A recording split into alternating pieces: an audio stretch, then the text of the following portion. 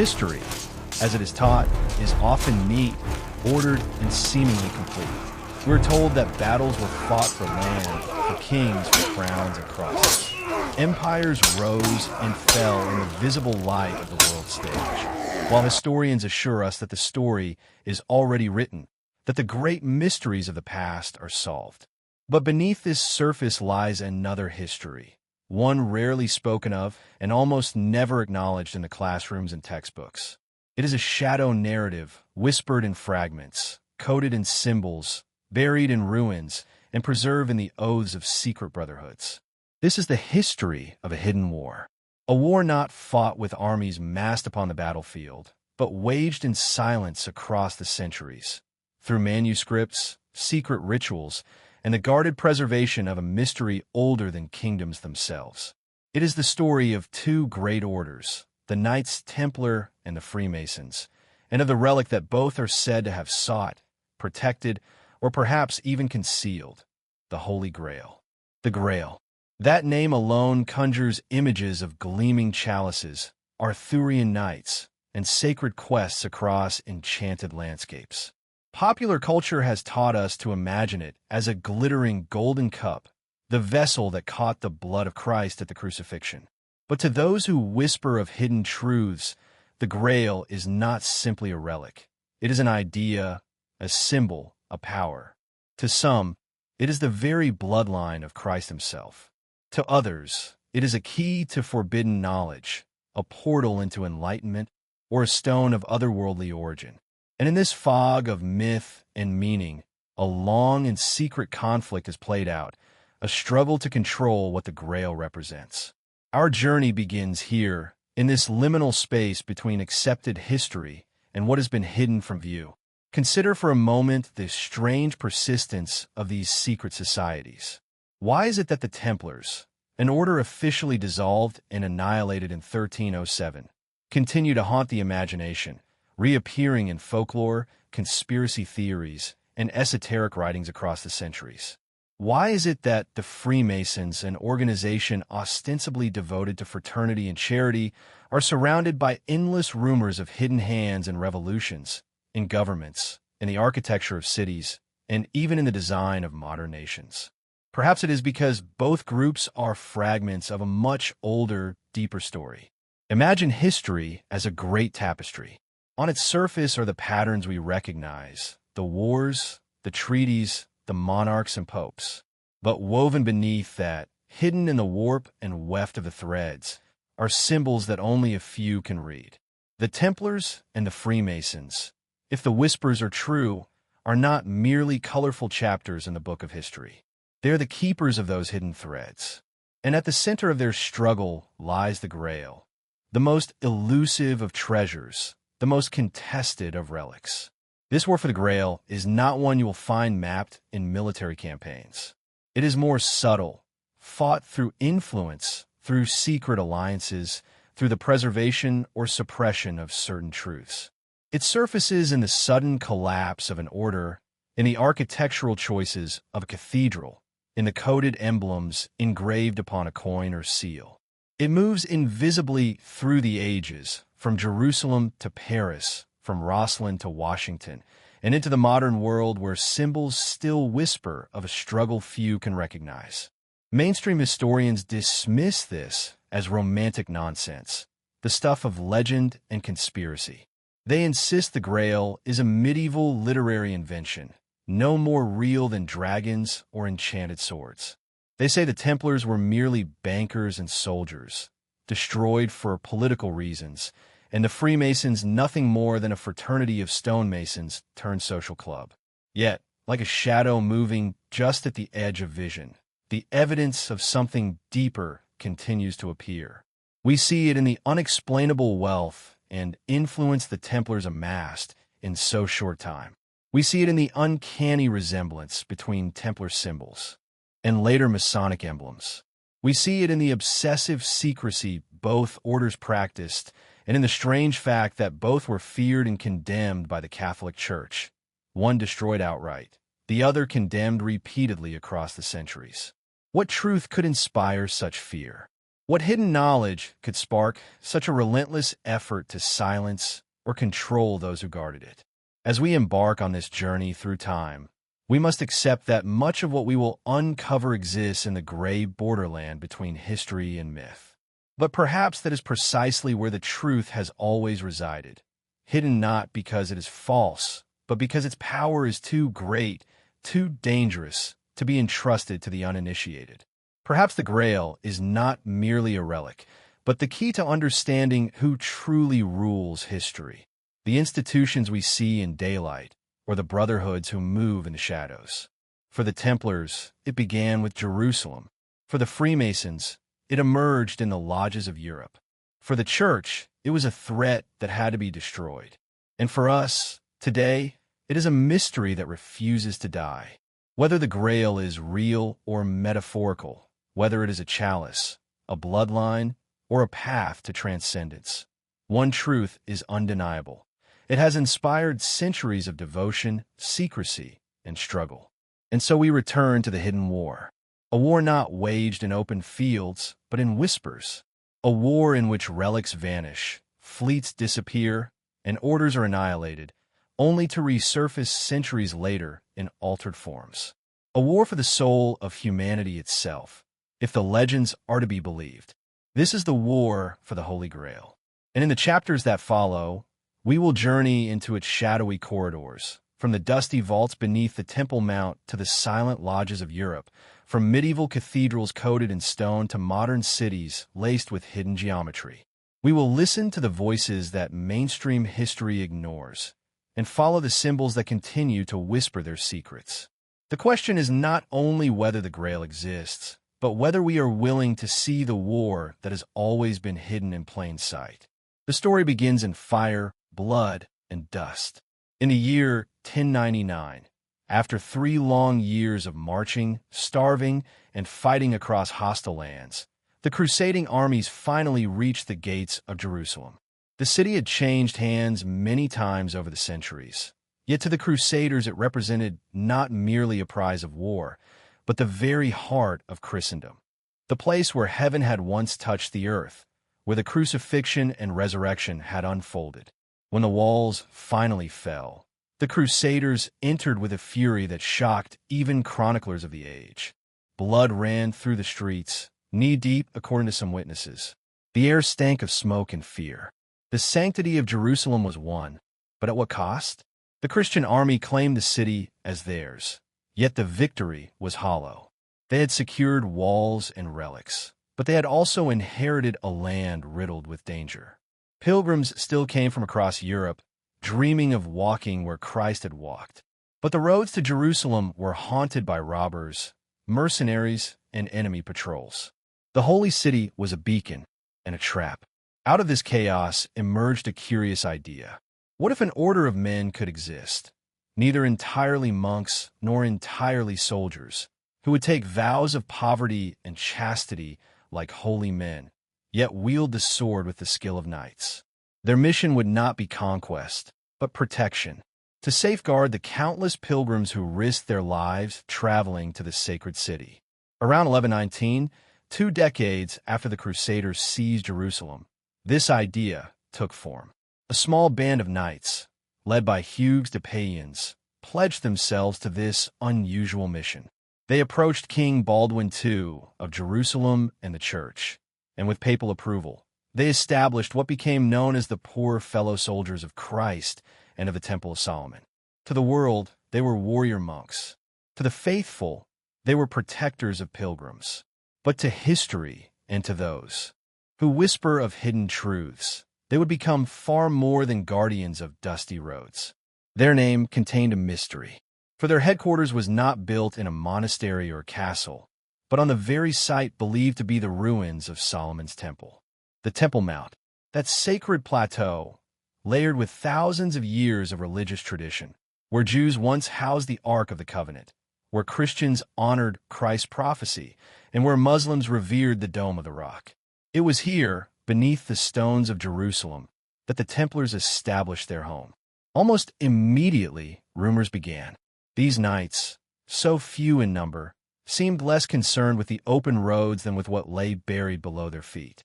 Legends say they tunneled beneath the temple, excavating chambers long forgotten, descending into the earth where sacred relics may have been hidden during the destruction of Jerusalem centuries before.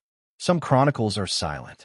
Others hint at discoveries that changed the order forever. What did they find beneath the Temple Mount?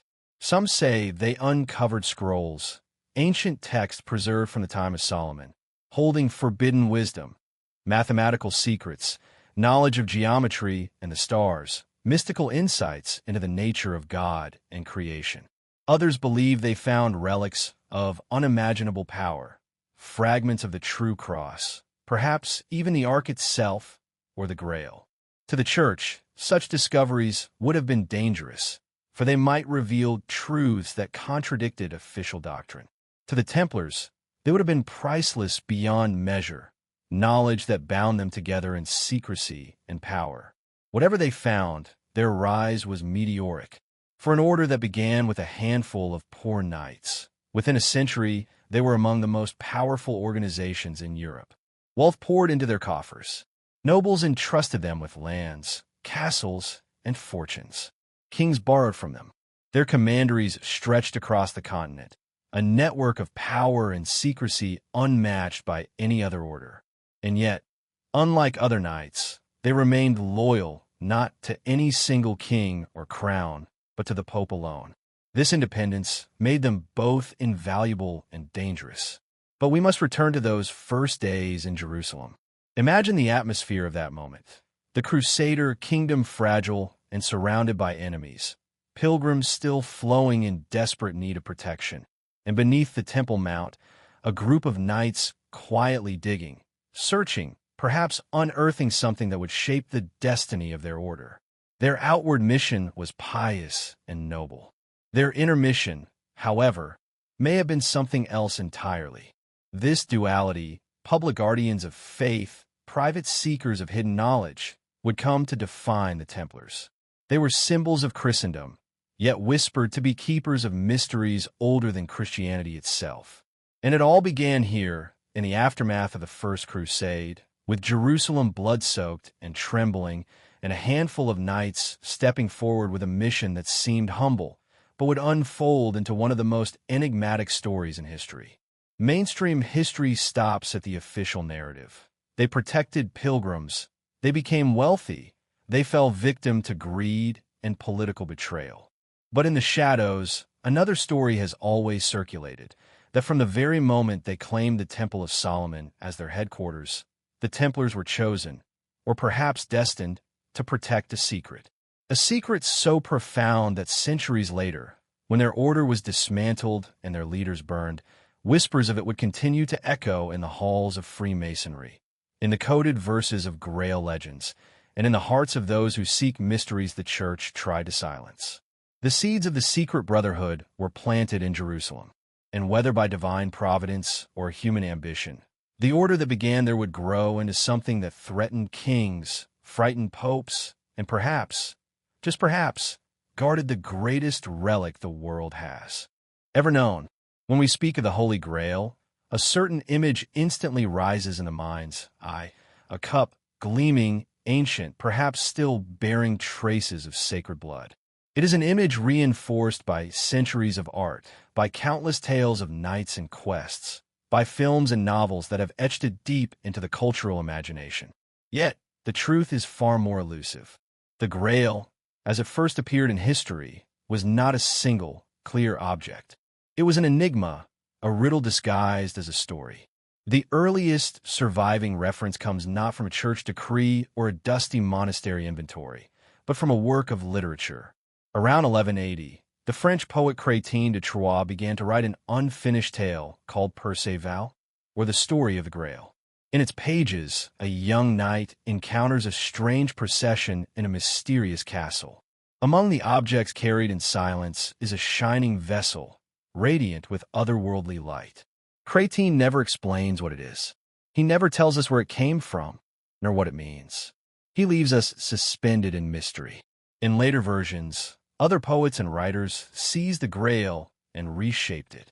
Robert de Boron, made it into the cup of the Last Supper, said to have been used by Joseph of Arimathea to collect Christ's blood at the crucifixion.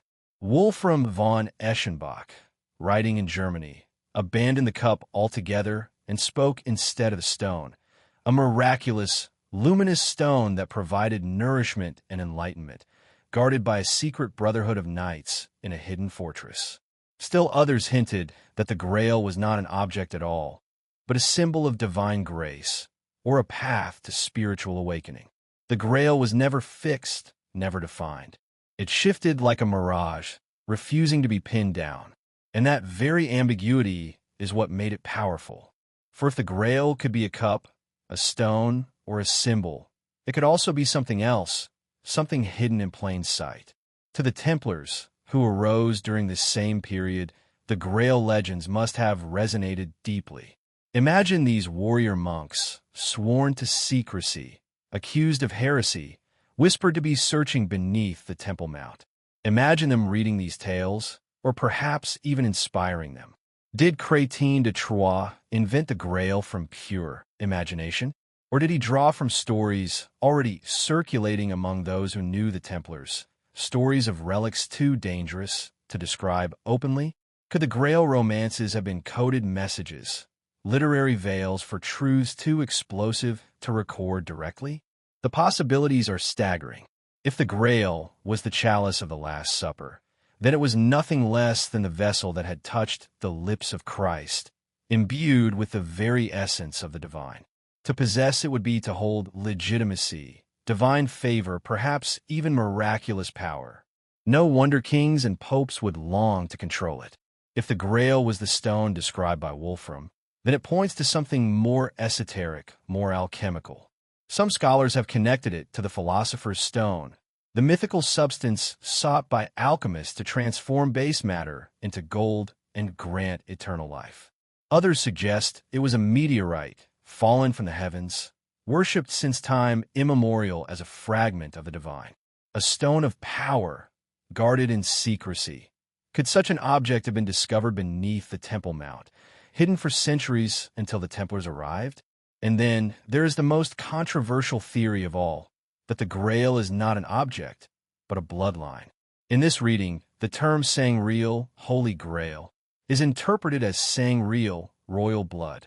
It suggests that Jesus may not have left the world without descendants, that Mary Magdalene was more than the Church admitted, and that their union gave rise to a lineage preserved in secrecy across the centuries. If true, this would be a secret worth killing for, worth silencing, worth waging a hidden war to protect. For such a bloodline would overturn the foundations of Christian authority, shifting power from the Church to whoever could claim descent from Christ himself. The Grail, then, is not simply one thing. It is a prism, refracting human hopes and fears into many colors. It is the chalice of sacrifice, the stone of wisdom, the secret blood of kings. It is all these at once, and yet none conclusively. And that is why it has endured, because mystery has more power than certainty. Consider this. If the Grail were only a cup, it would be just another relic, like the Shroud of Turin or the bones of saints, revered by pilgrims and displayed behind glass. But because its identity is uncertain, it becomes limitless. Every generation can project onto it the thing it most desires: power, immortality, legitimacy, or enlightenment. For the Templars and later the Freemasons, the Grail became not only a prize, but a banner, a symbol of hidden truth, of knowledge guarded from the unworthy, of the eternal struggle between secrecy and control. Mainstream historians will dismiss such speculation. They will tell you the Grail is a literary invention, nothing more than a metaphor invented by medieval poets. But if that were true, why has the legend endured with such intensity? Why did the Nazis, centuries later, search desperately for it? Why do esoteric societies still cloak themselves in Grail imagery? Why do the symbols echo from Rosslyn Chapel to the Cathedrals of Europe, hinting that the Grail is more than just a story? Perhaps the Grail is not meant to be found in the way we imagine. Perhaps it was never a single relic to be unearthed, but a current of knowledge flowing beneath history, guarded by brotherhoods, coded into architecture, hidden in symbols, awaiting those with eyes to see. The chalice, the stone, the bloodline, each is only a mask. Behind them lies something older, something more dangerous, the possibility that the divine spark can be held, transmitted, and wielded by humanity itself. And if that is true, then the Grail is not only a relic of the past. It is the most contested prize in human history, a prize that both the Templars and the Freemasons may have sworn to protect or to conceal from a world not ready to bear its revelation. The official records of history tell us that the Knights Templar were destroyed for greed, for politics, for power.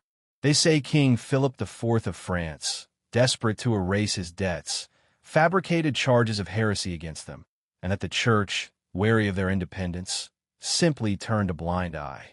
But if it was truly so simple, why were the accusations against the Templars so strange, so specific, so persistent? On the night of October 13th, 1307, Templars across France were arrested in a coordinated sweep. Dragged from their commanderies, chained, and interrogated, they were accused of bizarre and unholy acts. Witnesses spoke of ceremonies in which initiates denied Christ, spat upon the cross, or kissed each other in strange places as a ritual of obedience. They were accused of worshiping a mysterious idol, sometimes described as a head with a beard, sometimes as a skull, sometimes as a strange figure called Baphomet. They were accused of keeping secret rites that only the highest among them understood. To the Church and the Crown, these were damning charges. To modern historians, they seem like convenient inventions designed to shock and horrify the faithful, ensuring the Templars could be condemned with little resistance. Yet, when one looks closely, something more curious emerges. For behind the hysteria, there are patterns, rituals that echo older traditions, accusations that mirror practices known among Gnostic sects, details that do not vanish so easily into the fog of slander. Could it be that the Templars had indeed encountered knowledge forbidden by the Church? That in their travels through the Holy Land, in their dealings with Sufi mystics, Jewish Kabbalists, and Eastern Christians, they absorbed wisdom that stretched beyond the rigid boundaries of Latin Christendom? Consider this. The Holy Land in the 12th and 13th centuries was not only a battlefield but also a crossroads of cultures. While the Crusaders clashed with Muslim armies, there were also exchanges, diplomatic, intellectual, and spiritual. The Templars were not isolated. They held castles deep in the Levant, traded with local communities, and negotiated truces with Muslim leaders. It is almost impossible that they did not encounter Sufi mysticism, which emphasized direct experience of the divine, visions, and hidden meanings behind sacred texts. They would have encountered Jewish Kabbalah, which taught of the 10 Sephiroth, the emanations of God, and the secret names of power hidden in Scripture. They would have been aware of Gnostic traditions, long suppressed in the West, which taught that salvation came not from obedience to authority, but from hidden knowledge, gnosis. What if the Templars integrated fragments of all these traditions into their own secret teachings? What if their rituals, accused of being blasphemous, were in truth a symbolic initiation into mysteries the Church feared? The act of spitting on the cross, for example. Could it have been a test of loyalty, a way of proving that a knight's faith was not in mere symbols of wood and paint, but in the deeper truth behind them? Could the strange idol, Baphomet, have been a corrupted memory of a sacred object, perhaps even the Grail itself, concealed in code to protect its meaning? The word Baphomet has puzzled scholars for centuries. Some have suggested it is a corruption of Muhammad, a sign of Muslim influence. Others believe it is an encoded word, hiding the phrase Baphi Métis, baptism of wisdom. If so, then the Templars may have been accused of worshipping not a demon, but knowledge itself, a forbidden initiation into the mysteries of creation. The secrecy of their order only fueled suspicion. Unlike other knightly orders, the Templars held private rituals. Their initiations were closed, their oaths absolute. This secrecy, combined with their immense wealth and power, made them targets. But secrecy also suggests they had something worth hiding. For why guard ordinary prayers and vows with such ferocity? Why risk torture and death, unless the knowledge they held was greater than anything the church could imagine? Even the architecture of their chapels whispers of forbidden knowledge. Round churches built on the model of the Holy Sepulchre, strange carvings that blend Christian and pagan symbols, hints of sacred geometry encoded in their buildings.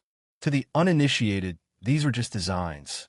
To those with eyes to see, they were maps of a hidden cosmology, diagrams of truths too dangerous to proclaim openly. In this light, the accusations against the Templars become less absurd and more unsettling.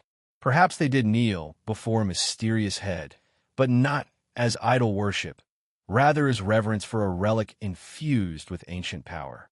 Perhaps they did speak words that seemed heretical, but only because they drew from traditions the church had long suppressed. Perhaps they did possess knowledge that blurred the lines between religions, pointing toward a unity of wisdom that threatened the very monopoly of the papacy. If the Templars were indeed seekers of forbidden knowledge, then their destruction takes on a new meaning. They were not eliminated simply because of money or politics, but because they had crossed a boundary that could not be tolerated. They had accessed secrets that could undermine the authority of the church, secrets that might reveal that truth was not bound to Rome, but scattered across cultures, encoded in symbols, preserved in relics, and guarded by those willing to defy dogma. And yet, their knowledge did not die in the flames of Jacques de Molay. Fragments survived, hidden in the lodges of Europe, in the whispers of Freemasonry, in the enduring myths of the Grail. The forbidden knowledge of the Templars did not vanish. It simply retreated into the shadows, awaiting a time when it could emerge once more. What exactly they knew, what exactly they found, may never be known with certainty. But the accusations of heresy, the whispers of idols and secret rites, suggest that the Templars were more than knights. They were initiates of a mystery so dangerous that kings and popes alike trembled before it.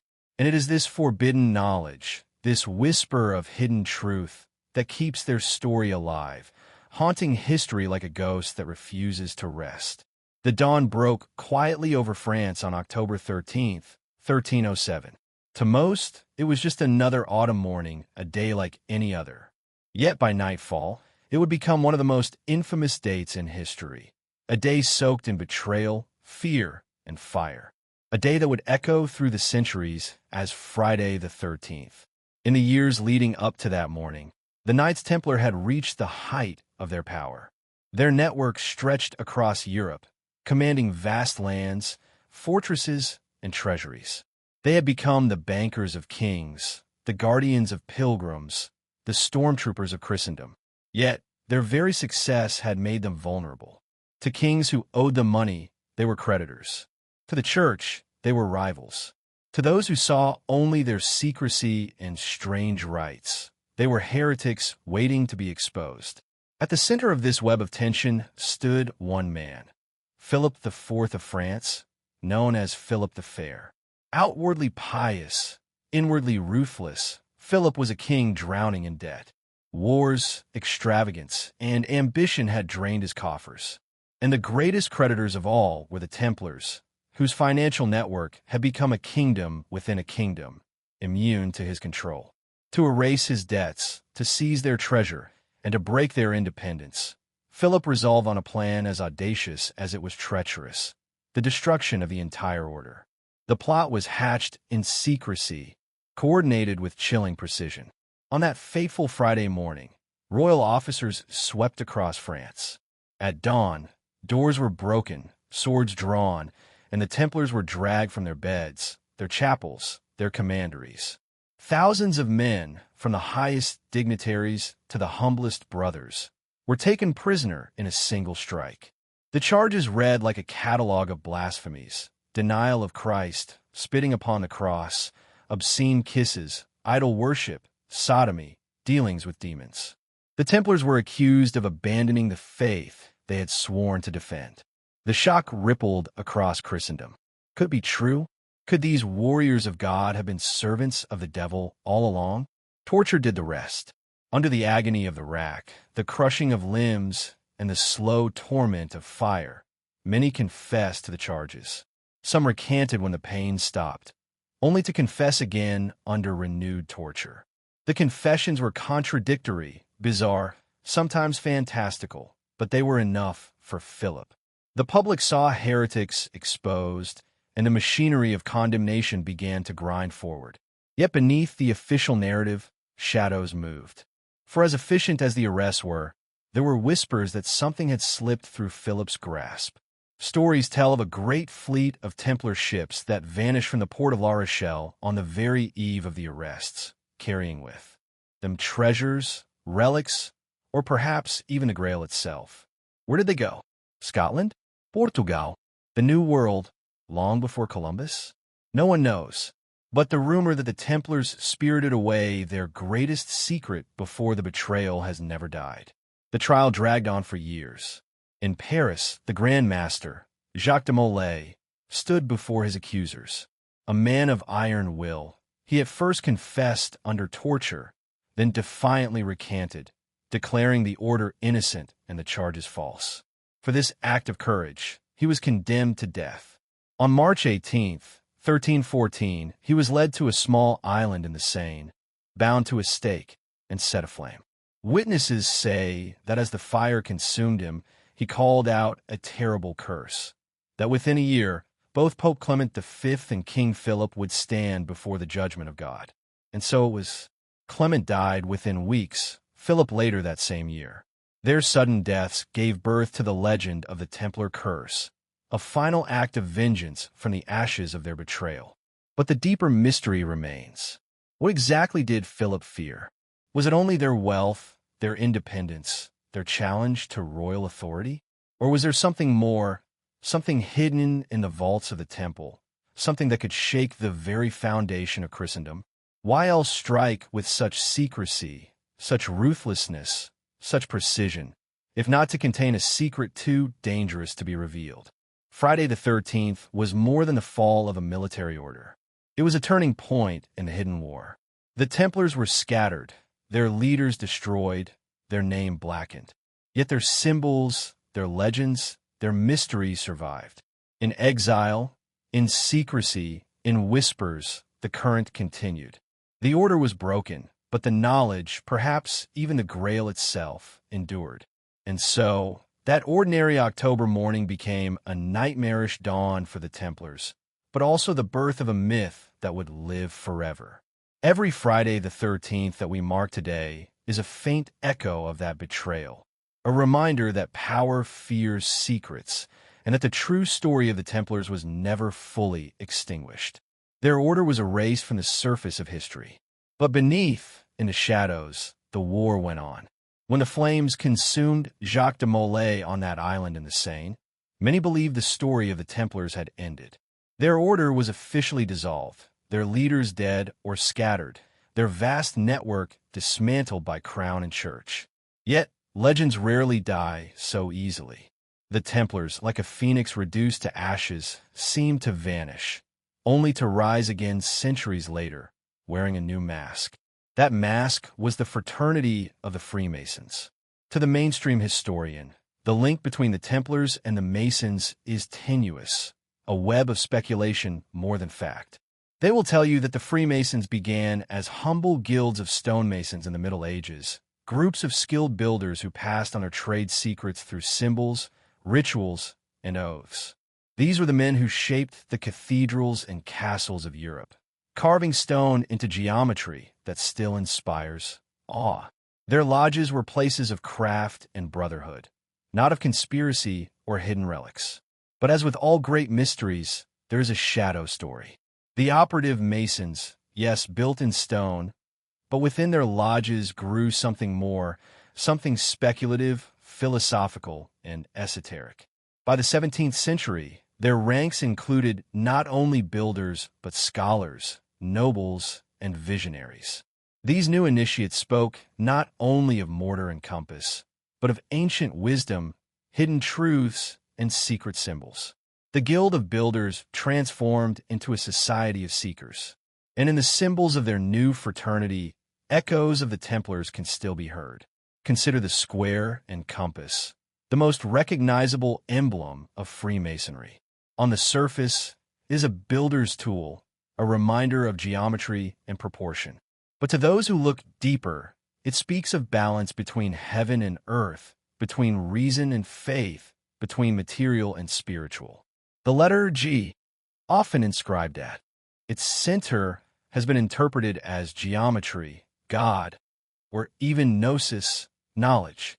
It is not hard to imagine that behind these meanings lurks a continuation of Templar esotericism, reborn in symbolic form. The rituals of initiation echo the secrecy of the Templars. Candidates are blindfolded, tested, and sworn to oaths of silence. They pass through stages of enlightenment, from apprentice to journeyman to master, climbing a ladder of hidden truths. Such ceremonies would have been familiar to the Templars, whose own initiation rites drew accusations of heresy and blasphemy. The secrecy, the symbols, the insistence on brotherhood above all. These traits suggest that the Freemasons may not have been the children of builders alone, but also the heirs of something older, something whispered down from the ashes of the temple. The transition from Templar to Mason may have been subtle, hidden, even accidental. After the suppression of the Templars, many survivors are thought to have fled to Scotland and Portugal, places where royal authority resisted papal decrees. Scotland, especially, became a rumored refuge, a land where the Templars could continue in disguise.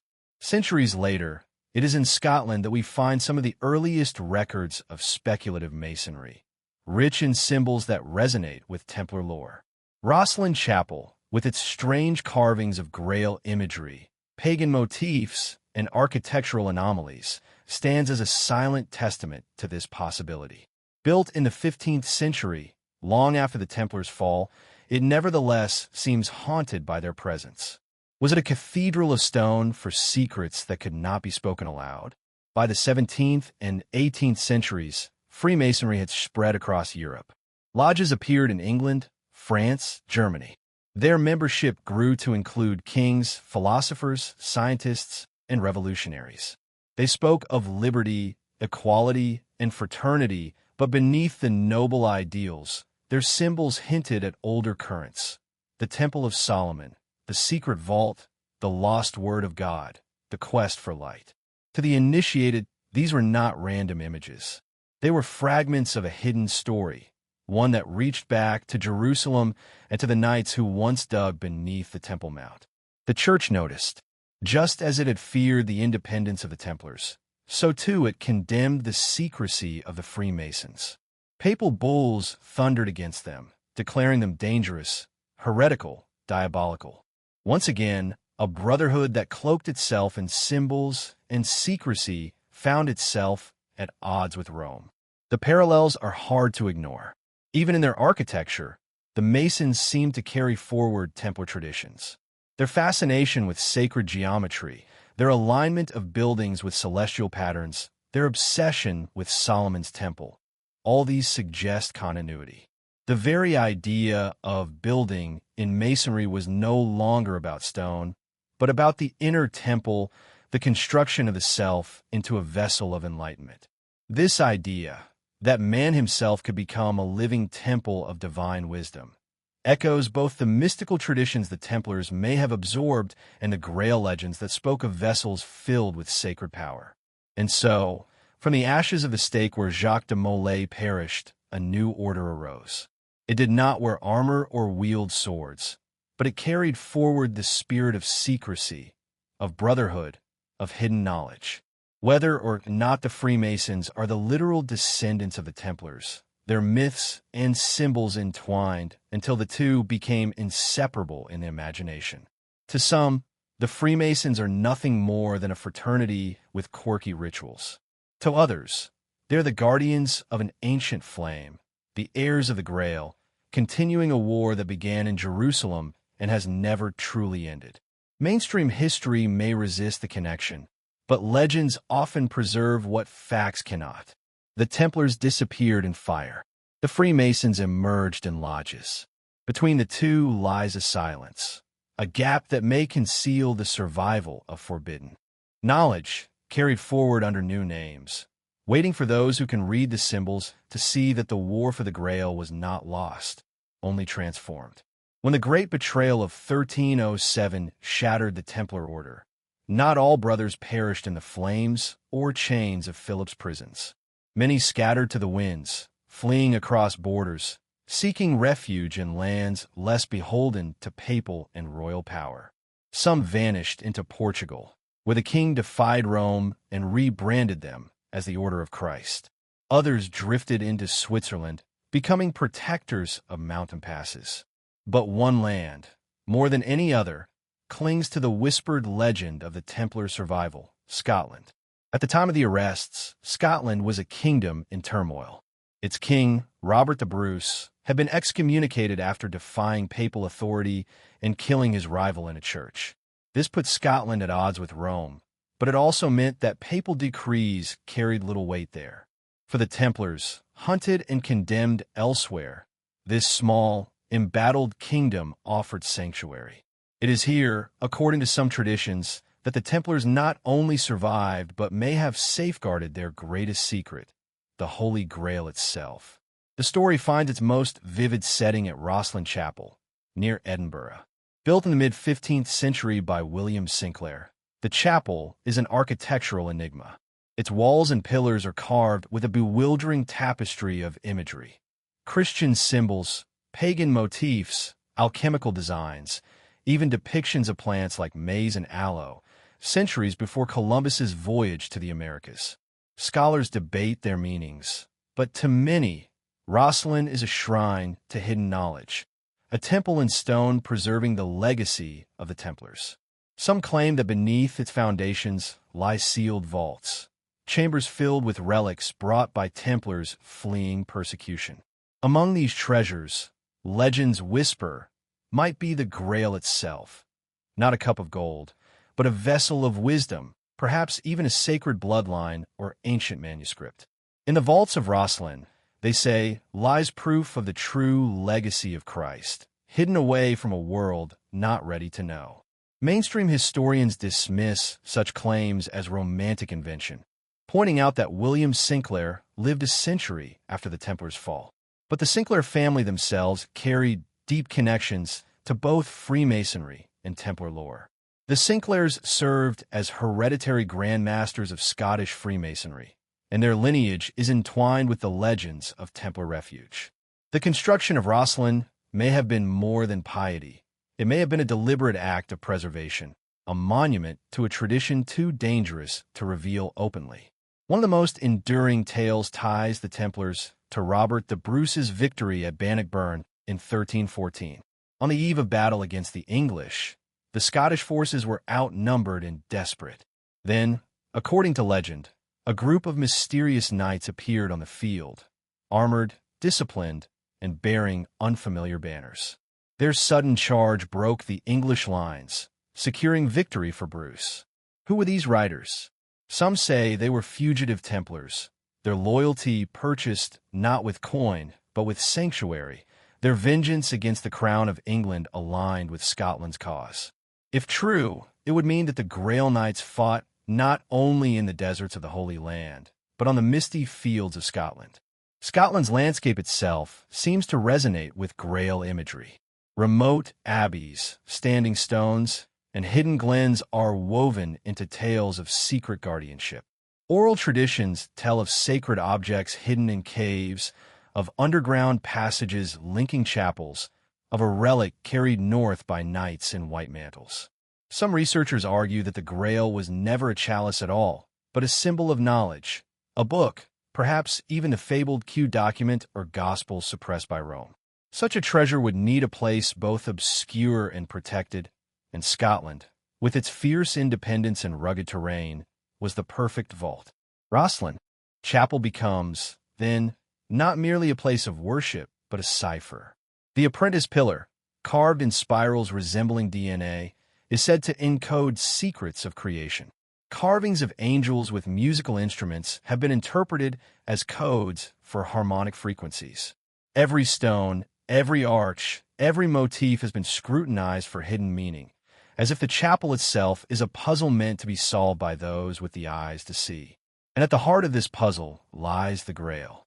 To walk through Rosslyn today is to feel the weight of silence. Tourists admire its beauty. Historians argue over its symbols. But for those who believe the Grail passed into exile here, the air is thick with unspoken truth. Beneath the carvings, beneath the vaults, lies the survival of a secret war. The Templars may have been extinguished in France, but in Scotland they transformed, merging with local clans, Freemasons, and myth itself. The Grail, whether relic, bloodline, or knowledge, found not just refuge but rebirth. And so, the legend of the Grail in exile reminds us that history is not always written in chronicles and parchments. Sometimes it is carved into stone, whispered in ballads, hidden in chapels. Sometimes the true story survives only in symbols, waiting for those who dare to ask the forbidden question. What if the Grail never left us, but lies waiting in the shadows of Scotland? When armies fall and libraries burn, when kings erase names and churches destroy records, one thing often endures: symbols.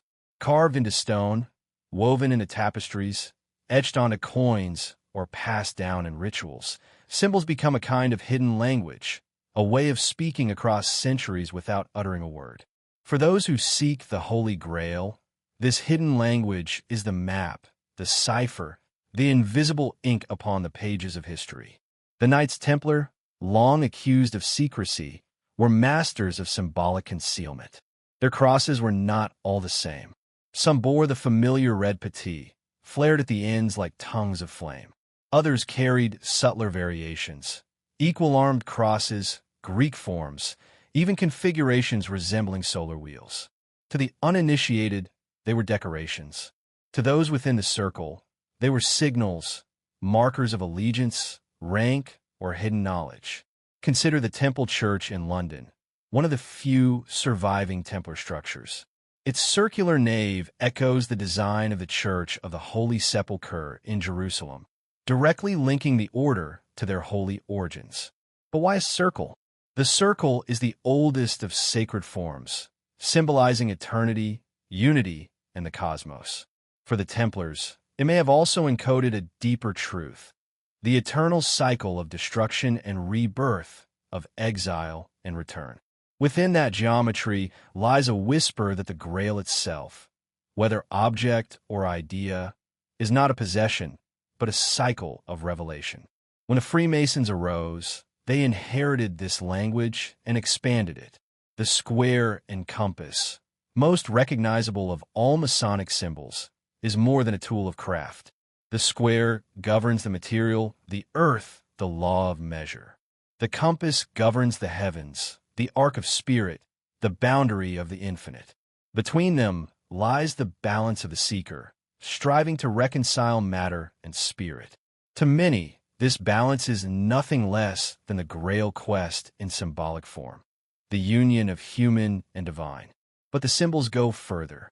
The letter G, often depicted within the square and compass, has spawned endless speculation. Some see it as geometry, the foundation of all creation. Others see God, the grand architect. Still others suspect gnosis, the secret knowledge that liberates the soul. If it is gnosis, then the Masons may indeed be preserving the same esoteric currents that the Templars were accused of guarding. Knowledge forbidden by Rome, perhaps even knowledge of the bloodline of Christ or the true Grail. Architecture itself became the canvas of this hidden language. Cathedrals rose across Europe, their spires reaching like prayers of stone. But look closer at their stained glass, their carvings, their floor plans. The labyrinth at Chartres Cathedral, a spiral path carved into the floor, may represent the soul's journey toward enlightenment, a physical initiation walked by pilgrims. Gargoyles leer from rooftops, guardians of thresholds. Pillars stand in pairs, echoing the twin columns of Boaz and Jachin from Solomon's temple. symbols later central to Masonic lodges. Was this mere decoration?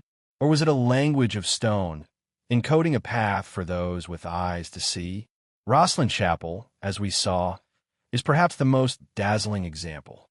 Angels hold musical instruments in positions that some researchers believe correspond to harmonic codes. The apprentice pillar spirals upward like a double helix, as though foretelling knowledge of DNA centuries in advance. Green men, symbols of death and rebirth, peer from corners. Maize, a plant unknown in medieval Europe, is carved into the stonework, suggesting a knowledge of lands across the ocean before Columbus. Each carving is a symbol, and together they form a text without words, a scripture of stone for initiates. Symbols also lived in ritual. The initiation of a Mason requires blindfolds, cords, steps, and handshakes, each movement a symbolic drama. To the candidate, it is a test of courage and obedience. To the initiate, it is the reenactment of an ancient allegory, the death of ignorance and the rebirth into light. Compare this with the accusations leveled against the Templars, spitting upon a cross, denying Christ, undergoing secret kisses. To the outside world, heresy. But perhaps these were misunderstood rituals, symbolic renunciations of the surface to uncover the deeper essence of faith. If so, then both Templars and Masons shared in the same symbolic tradition. To speak in metaphor, to conceal in allegory, to transmit truths too dangerous to declare openly. Even the Grail itself may be best understood not as an object, but as a symbol. In some stories, it is a chalice. In others, a stone fallen from heaven. In yet others, a bloodline, a continuation of divine presence in flesh. What unites all these versions is the symbol of the vessel, something that contains, something that transmits, something that bridges the mortal and the eternal. In this sense, the Grail is the ultimate symbol, a mirror in which each seeker sees what they are prepared to find. Why symbols? Why not speak plainly? The answer is power. A written word can be burned, a spoken word silenced, but a symbol endures in plain sight. It hides in decoration, survives as art, and passes unnoticed by the uninitiated. Yet to those with keys of interpretation, it speaks volumes. This is how forbidden knowledge survives persecution, how secret orders endure suppression. Thus, the hidden language of symbols forms the very battleground of the secret war. Kings wield armies, popes wield decrees, but the guardians of the Grail wield symbols, embedding their truths in places no sword can cut, no fire can consume. Every lodge, every cathedral, every carving becomes a page in a book that only the initiated can read.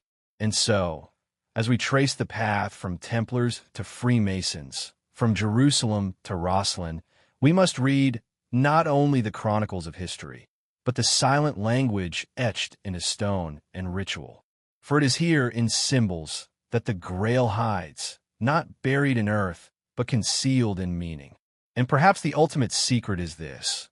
The Grail is not a thing to be found, but a truth to be recognized, encoded all around us, waiting for the eyes that know the language. By the time the Freemasons had taken root and woven their symbols across Europe, the idea of the Holy Grail had already shifted. No longer was it just a chalice glimpsed at a mystical feast in Arthurian romances. The Grail had become a symbol with infinite faces, a vessel of divine grace, a cosmic mystery, and, in the most dangerous interpretation, a secret about blood itself. Mainstream medieval poets spoke of the Grail as a sacred cup, the chalice of the Last Supper, the vessel that caught Christ's blood at the crucifixion. Yet behind the allegories, whispers grew that the Grail was never a cup at all, but something far more unsettling: bloodlines, alchemy, and hidden heirs. The alchemical Grail alchemy, in its outer form, sought the philosopher's stone, a substance that could transmute base metals into gold and grant immortality. But to the alchemist, gold was never merely metal. It was the perfected state of the soul, the elevation of the mortal into the divine. In this sense, the Grail was the ultimate alchemical vessel, the womb of transformation, the chalice in which mortality becomes eternity. Texts from the Renaissance hint that the Grail was seen as a kind of spiritual crucible. The cup of Christ's blood was not about relics, but about the transmutation of man. To drink from the Grail was to undergo inner alchemy, to transform the self into something eternal. Was this what the Templars sought beneath the Temple of Solomon? Was their idolatry merely the practice of a secret science that sought not earthly treasure, but the key to immortality?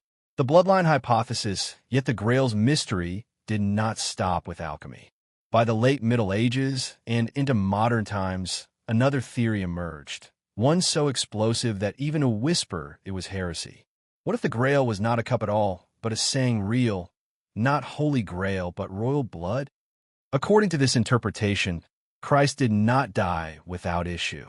Instead, he may have left descendants, a bloodline preserved through secrecy, guarded by orders like the Templars. The Grail, then, was not an object, but a lineage, a living continuation of the divine in human form. The very idea threatened the foundations of Christendom. For if Christ's divinity was passed through blood, then the Church's monopoly on salvation collapsed.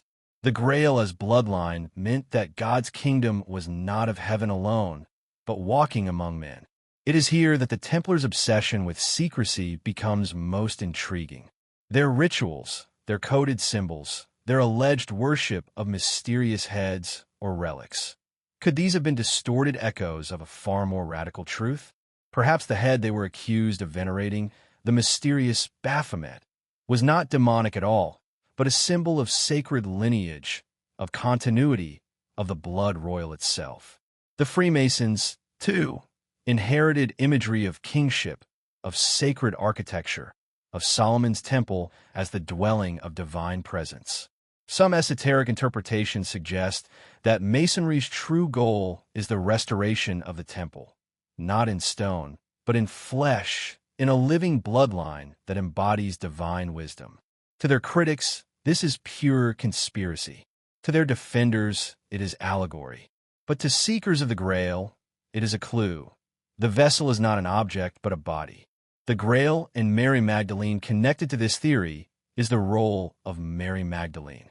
Canonical texts paint her as a disciple, often maligned or minimized. Yet in alternative traditions, she is the keeper of Christ's closest teachings, perhaps even his partner. If so, she becomes the vessel, the true Grail, carrying both his blood and his secret. Legends of Magdalene fleeing to southern France, landing at Saint-Maurice-Omer, and founding a hidden lineage among the Merovingian kings tie into this forbidden narrative. The Templars, with their presence in Languedoc, may have been the guardians of this very secret. It is in that same region, in the shadow of Montségur and the Cathar castles, that we find the echoes of this heretical Grail. The Cathars, condemned and exterminated by the Church, spoke of a dualist faith, of light trapped in matter, of liberation through gnosis. At Montségur, as the flames consumed the last defenders, legend claims a Grail was lowered down the mountain in secret. Not a cup, but a secret that could not be burned. Could it have been the bloodline itself? The peril of blood to declare the Grail a bloodline is to challenge every pillar of orthodoxy. It means that salvation is not granted by priests or mediated by Rome, but inherited, flowing through veins. It dethrones institutions and places divinity directly into flesh. No wonder such a theory would be guarded by secrecy, encoded in symbols, preserved only among initiates. It is not merely heretical, it is revolutionary. Yet this theory, too, is not without its dangers. Bloodline obsession can breed exclusivity, elitism, and the dark shadow of eugenics. The Nazis, obsessed with Grail legends, twisted these myths into justification for conquest and genocide. The Grail as bloodline is a double-edged sword, a mystery that can inspire or destroy, depending on who claims to wield it. The Grail as living mystery, perhaps. Then, the Grail resists definition because it is all these things at once. The alchemical vessel, the bloodline, the knowledge, the symbol. It is the container of divine essence, whether in cup, womb, book, or body. Each interpretation is a facet, and the Grail's power lies not in any single form, but in its ability to transcend them all. The Templars may have guarded it in one form. The Masons encoded it in another. Poets sang of it as metaphor. Mystics sought it as inner truth. But always it remained dangerous, because it suggested that the divine is not confined to altars and cathedrals, but can be found within man, within blood, within being. And so, the Grail mysteries, alchemy, bloodlines, secret heirs, form the heart of the hidden war. Not merely a quest for a relic, but a struggle over the very definition of divinity. Is God beyond us or within us? Is salvation an external gift or an inherited flame? These questions, clothed in the allegory of the Grail, have haunted Europe for centuries. And in the clash between the Templars, the Freemasons, and the Church, they become the unspoken battlefield. The story of the Grail is not just about seekers, knights, or mystics. It is also about the gatekeepers of orthodoxy, the Church itself, whose power was built upon defining what was sacred and what was heresy. To Rome, the Grail was both a threat and an opportunity. It could not be allowed to exist as an uncontrolled current of knowledge. If the Grail represented direct access to the divine, then it bypassed the altar, the priesthood, the sacrament, the very foundations of ecclesiastical authority. From a moment, whispers of alternative truths began to circulate, whether in the hands of the Cathars, the Templars, or later the Freemasons. The Church responded with fire and steel. Suppression became not just an act of control, but a holy war against rival visions of salvation. The Cathar Crusade, destroying the heretical Grail, the Cathars of Languedoc had spoken of a dualist faith, one that saw the material world as corrupt and the true divine as a light trapped within flesh. They rejected the authority of Rome, denied the efficacy of its sacraments, and lived lives of ascetic purity. Some accounts even tie the Cathars to the earliest mentions of a Grail-like mystery, a vessel of divine light or truth carried by their initiates. To Pope Innocent III, this was intolerable. In 1209, the Albigensian Crusade was launched. Towns were massacred, castles besieged, and entire communities eradicated. The infamous phrase, "kill them all, God will know his own," is said to have been spoken at Béziers, where thousands were slaughtered indiscriminately. By 1244, the last Cathar stronghold at Montségur fell. As the fires consumed the defenders, legend claims that a small group of Cathar initiates smuggled a Grail relic down the mountain, disappearing into the night. What the Church destroyed physically, it also attempted to erase symbolically.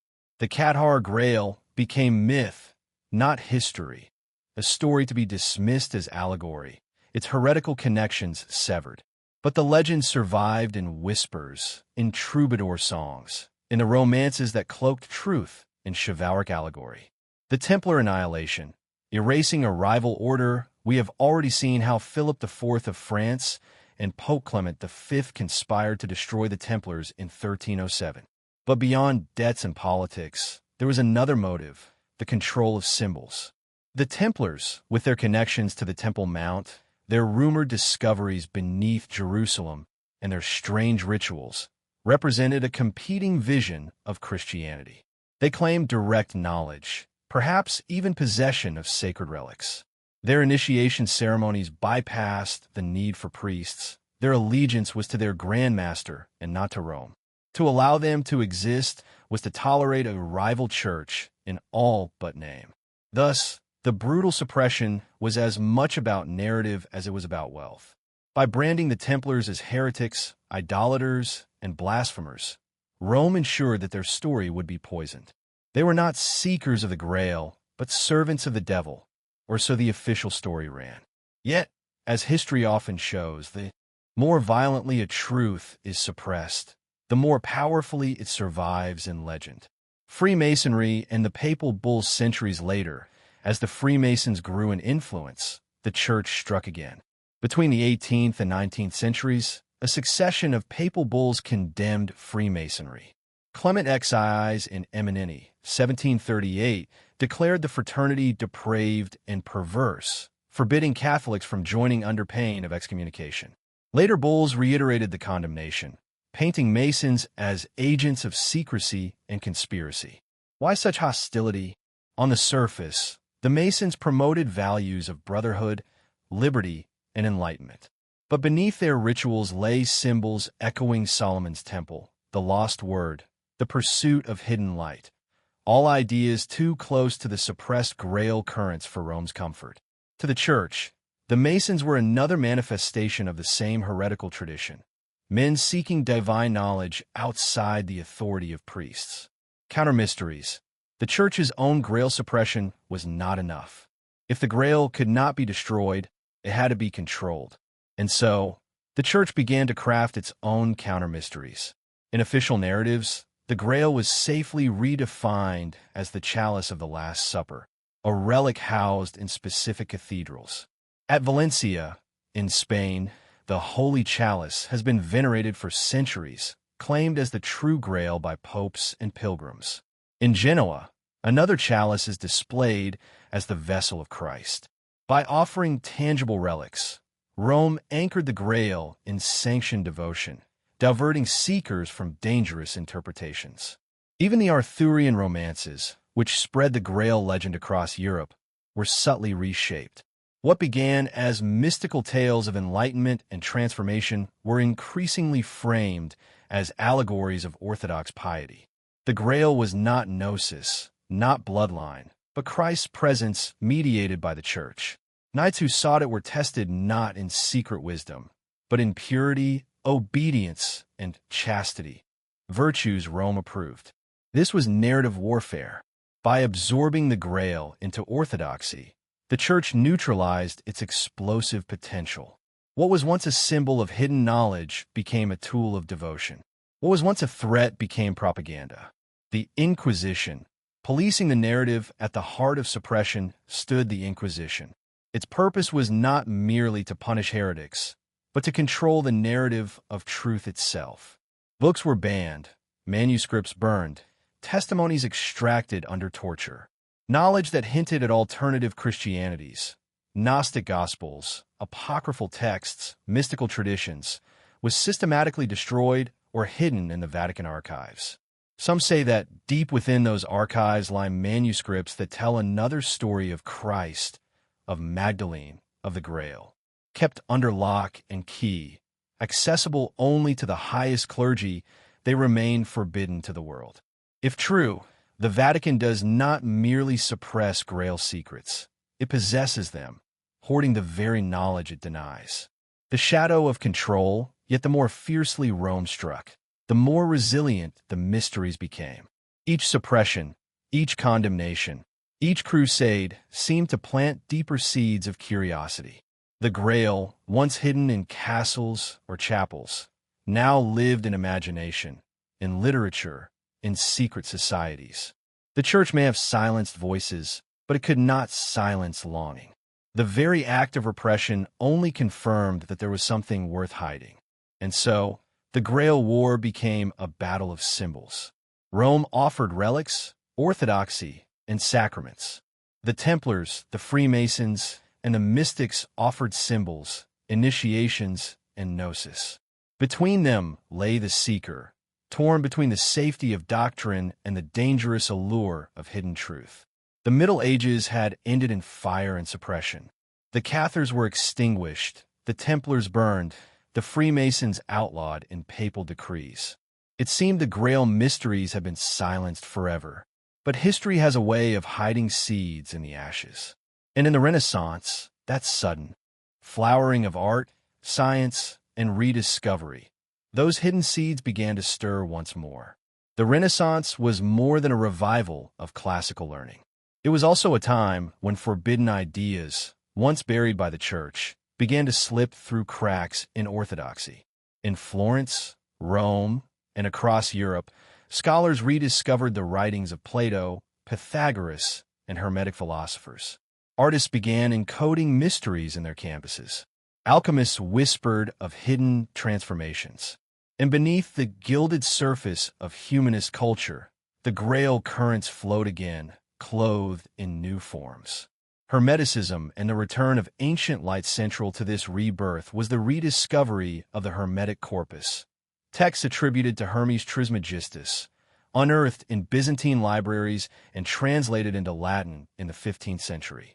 These writings spoke of divine knowledge hidden within man, of a cosmos woven with correspondences of ascent through gnosis.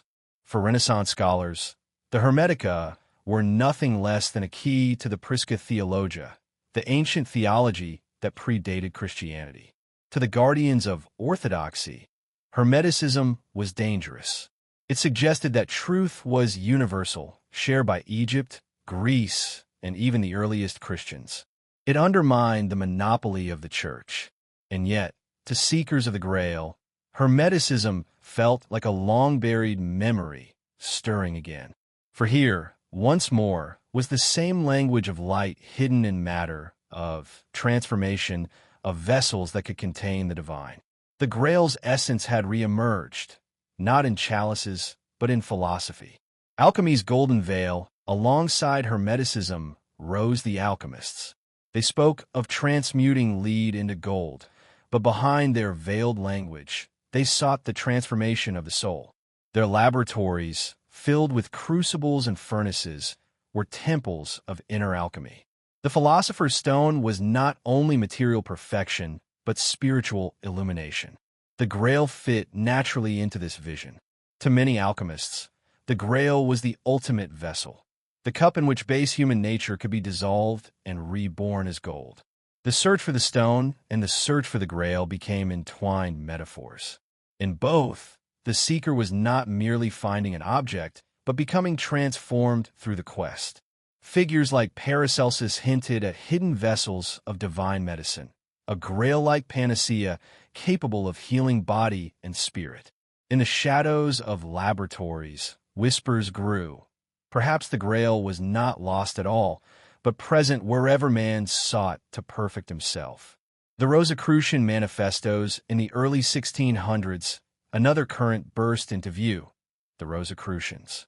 Through mysterious manifestos published in Germany, they announced a hidden brotherhood of enlightened men who held secret wisdom passed down from antiquity. They spoke of universal reformation, of alchemical healing, of the invisible college of initiates who guided humanity from the shadows. Though historians still debate whether the Rosicrucians were real or a literary invention, their imagery carried unmistakable echoes of the Grail tradition. The rose and the cross, symbols of secrecy and sacrifice, became signs of the hidden vessel. Their manifestos hinted at a lineage of secret knowledge, preserved through persecution, waiting for a new dawn.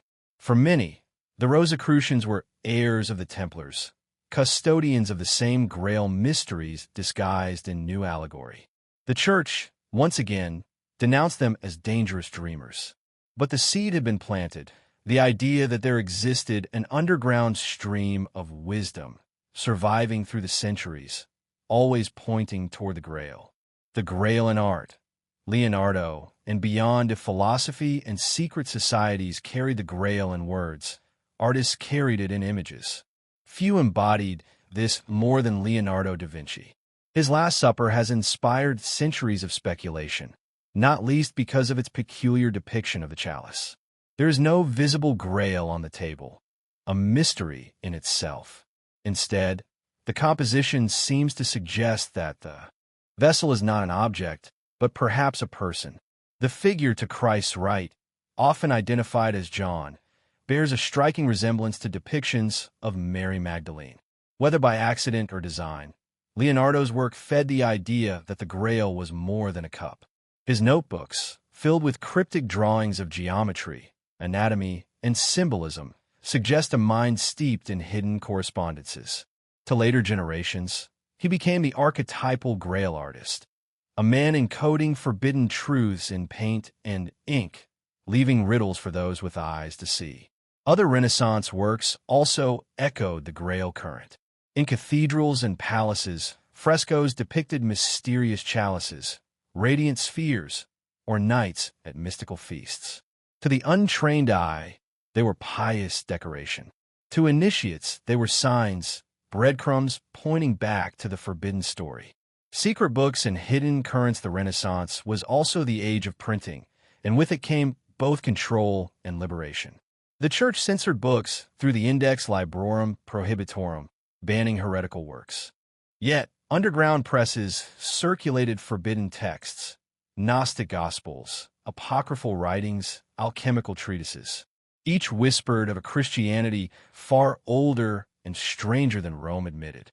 In secret libraries, seekers compiled codices of Grail lore. Families of scholars, like the Medicis, patronized esoteric study, collecting manuscripts that the Vatican condemned. The Grail, long suppressed, now lived again on parchment, carried across Europe in clandestine networks of printers, scribes, and seekers. The awakening of Europe's imagination, perhaps the greatest effect of the Renaissance awakening, was not the rediscovery of specific relics or books, but the reawakening of imagination itself. Once more, Europe dared to ask forbidden questions. What if Christ's story was incomplete? What if wisdom lay in hidden traditions? What if divinity was not confined to cathedrals, but could be found in geometry, in music, in the very structure of nature? The Grail was reborn in this spirit. It became not only an object of devotion, but a symbol of intellectual and spiritual liberation. For the Renaissance mind, to seek the Grail was to seek truth itself, a truth beyond dogma, beyond the walls of Rome. The silent war continues, yet even in this flowering, the war did not cease. The Vatican tightened its grip, launching the Counter-Reformation to crush heresy. The Inquisition continued to burn books and people alike. Giordano Bruno, who spoke of infinite worlds and divine sparks within man, was executed in 1600. His crime? To proclaim a vision of the cosmos too close to the Grail current. Infinite, divine, and beyond ecclesiastical control. But if bodies could be burned, ideas could not.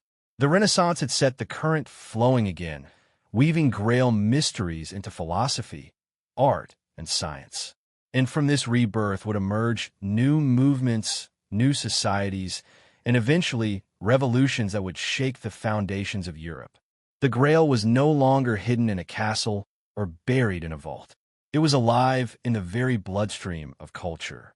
And in the centuries to come, it would resurface again and again, wearing new masks but always pointing toward the same secret war, the struggle between revealed dogma and hidden truth.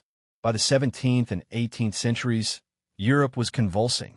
Old monarchies strained under the weight of new ideas, and the authority of the Church was being challenged not just by philosophers, but by entire nations. Out of this turbulence rose revolutions, some political, some intellectual, some spiritual. And in the shadows of these upheavals, the Grail mysteries whispered again. No longer confined to the vaulted cathedrals of Rome or the private lodges of initiates, the Grail's symbolism, transformation, hidden knowledge, liberation began to seep into the very foundations of revolutionary thought. It is here, in the fires of revolution, that we see the hidden hand at work. Secret orders, clandestine brotherhoods, and symbols rooted in Grail lore guiding the course of history. The Freemasons and the seeds of revolution, the most visible face of this hidden hand, was Freemasonry. By the 18th century, lodges had spread across Europe, bringing together aristocrats, scholars, merchants, and revolutionaries under a single veil of fraternity. On the surface, Masonry was a society of moral instruction and mutual aid. But beneath, it carried symbols that reached back to Solomon's temple, to the Templars, and, some argue, to the Grail itself. The Masonic initiation, the seeker's passage from darkness into light, from ignorance into wisdom, mirrored the Grail quest. To climb through the degrees of Masonry was to reenact a pilgrimage of transformation, much like the knight riding toward the Grail castle. And within the lodges, men spoke freely of liberty, equality, and brotherhood, ideas considered heretical in monarchies where kings ruled by divine right. In France, Masonry became a seedbed of revolutionary ideals. Many of the figures who later fueled the French Revolution were lodge members. Their rhetoric, steeped in Masonic language, bore echoes of the Hidden Grail, the liberation of man, the unveiling of truth, the rebuilding of a temple not of stone but of society itself. Rosicrucians and the Invisible College alongside Masonry ran the quieter current of the Rosicrucians. Their manifestos of the early 1600s had proclaimed a coming reformation of the world, guided by an invisible brotherhood. By the Enlightenment, many thinkers saw themselves as heirs to that invisible college. The quest for knowledge, free from dogma, was itself a kind of Grail quest. Institutions like the Royal Society in England echoed this current. Though framed as scientific academies, their structure and mission bore similarities to the Rosicrucian dream. Secretive, selective, devoted to hidden truths. They sought to uncover the book of nature, just as Grail Knights sought the vessel of divine mystery. To them, every experiment was a sip from the Grail, every discovery a step closer to the hidden light. The American Revolution, a new temple across the Atlantic, the echoes of these mysteries resounded even more clearly. Many of the founding fathers of the United States were Freemasons: George Washington, Benjamin Franklin, John Hancock. Their vision of a new nation was cast in symbolic terms: a temple of liberty, a society built not on monarchy, but on enlightenment principles. Consider the Great Seal of the United States, the unfinished pyramid topped by the all-seeing eye. To the uninitiated, it is a national emblem. To those versed in esoteric symbolism, it is unmistakably Masonic, a declaration that the new republic was itself a Grail project, an attempt to rebuild the temple on earth. The motto Novus Ordo Seclorum, a new order of the ages, echoes the Rosicrucian dream of a universal reformation. Some have speculated that America itself was envisioned as a Grail land, a new Jerusalem, free from the corruption of old-world thrones and altars. The founders may not have spoken of chalices or bloodlines, but their symbols suggest a deeper inheritance. The Grail as the vessel of liberty, the cup of collective transformation. The French Revolution, blood and Grail. If America was the bright side of the Grail current, France revealed its darker face. In 1789, as the Bastille fell and the monarchy crumbled, revolutionaries invoked liberty and equality, the same ideals nurtured in Masonic lodges. But the Grail quest here took on a more violent character. The chalice of transformation was filled not with wine, but with blood. Masonic symbols abounded in revolutionary France. The cult of reason, and later the cult of the Supreme Being, were attempts to replace Catholicism with a new, rational faith, one suspiciously aligned with esoteric visions of divine light. The guillotine, with its blade descending like a ritual sacrifice, became a grim parody of initiation. Death as passage to new life, the blood of kings as offering in a new order. Was the revolution itself a Grail ritual gone awry? Some historians argue it was chaos driven by hunger and anger. Others see the hidden hand of societies who, intoxicated by Grail imagery, sought to rebuild the temple by tearing down the old. Either way, the French Revolution left no doubt. The Grail current was no longer hidden. It had spilled into streets and thrones, rewriting history in fire. The shadow of conspiracy, wherever revolutions stirred, accusations followed. The church and monarchies denounced Masonry as the true instigator. Pamphlets claimed that secret societies plotted to overthrow Christendom and replace it with a new order. For Rome, the Grail current, whether through Templars, Masons, or Rosicrucians, was the same heresy reborn, now dressed in Enlightenment garb. And indeed, the secrecy of these societies made them easy targets for conspiracy. Who met in Camelot lodges? What oaths were sworn? What symbols carved into architecture? For those who saw history as a battlefield between hidden forces, the revolutions of the 18th century were proof of a Grail war made flesh.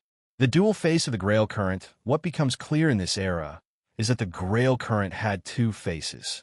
On one side, it inspired liberation, freedom from kings, from priests, from dogma.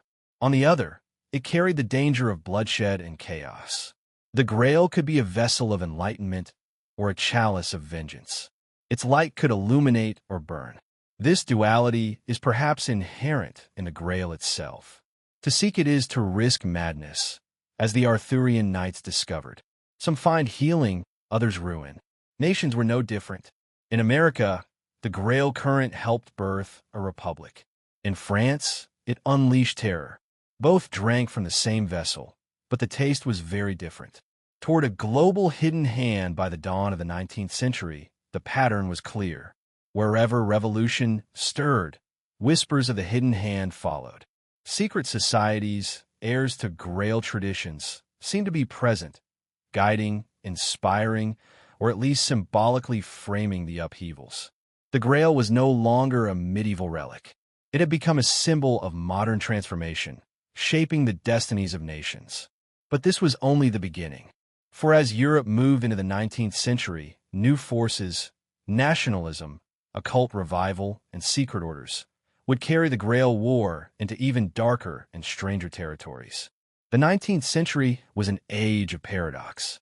On the surface, it was the age of steam, science, and empire, the century of industry and rational progress. Yet beneath the rational veneer, a countercurrent stirred, a hunger for the mystical, the romantic, the forbidden. As railways stretched across continents and telescopes peered into the heavens, poets, artists, and occultists turned inward, resurrecting myths of knights, chalices, and hidden truths. And at the center of this revival stood the Grail, no longer just a medieval romance, but a symbol reimagined for a restless new age. Romanticism and the return of the Grail, the Romantic movement of the early 19th century, was, in many ways, a reaction to the cold rationalism of the Enlightenment. Where philosophers had prized reason, the Romantics exalted mystery, imagination, and emotion. They turned to medieval legends, folk tales, and myths for inspiration. And none captured the Romantic imagination more than the Grail. Poets like Alfred, Lord Tennyson revived Arthurian themes in works such as Idylls of the King, where the Grail was cast as the ultimate vision of purity and transcendence.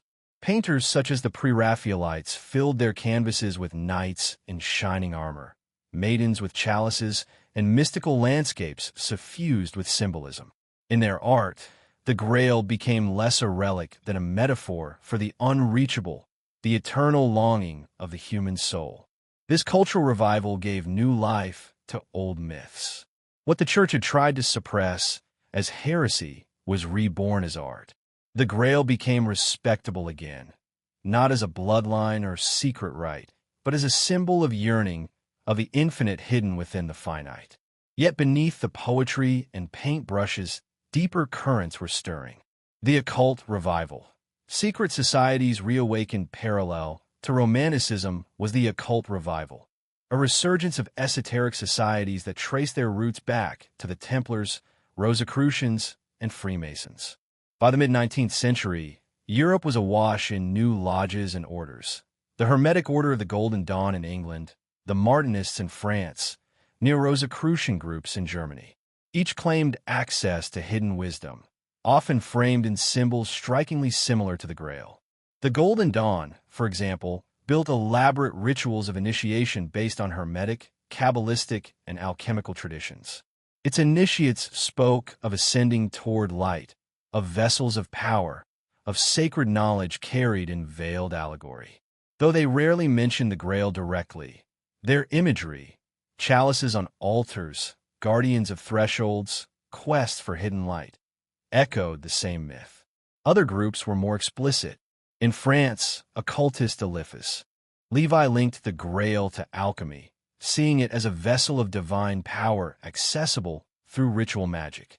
For Levi, the Grail was the symbol of perfect equilibrium, the union of opposites, the reconciliation of matter and spirit. His writings inspired a generation of occultists who sought in the Grail not a medieval relic, but a key to modern spiritual transformation.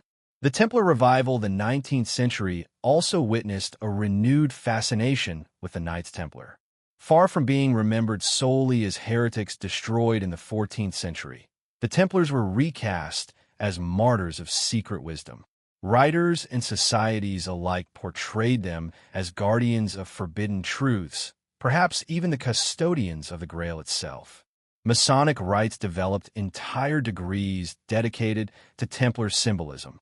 The Scottish Rite, for instance, wove Templar legends into its rituals, suggesting a direct lineage between the Templars and modern Masonry. Though historically tenuous, these claims fueled the belief that the Grail current had survived the centuries, hidden within the lodges, waiting to emerge again.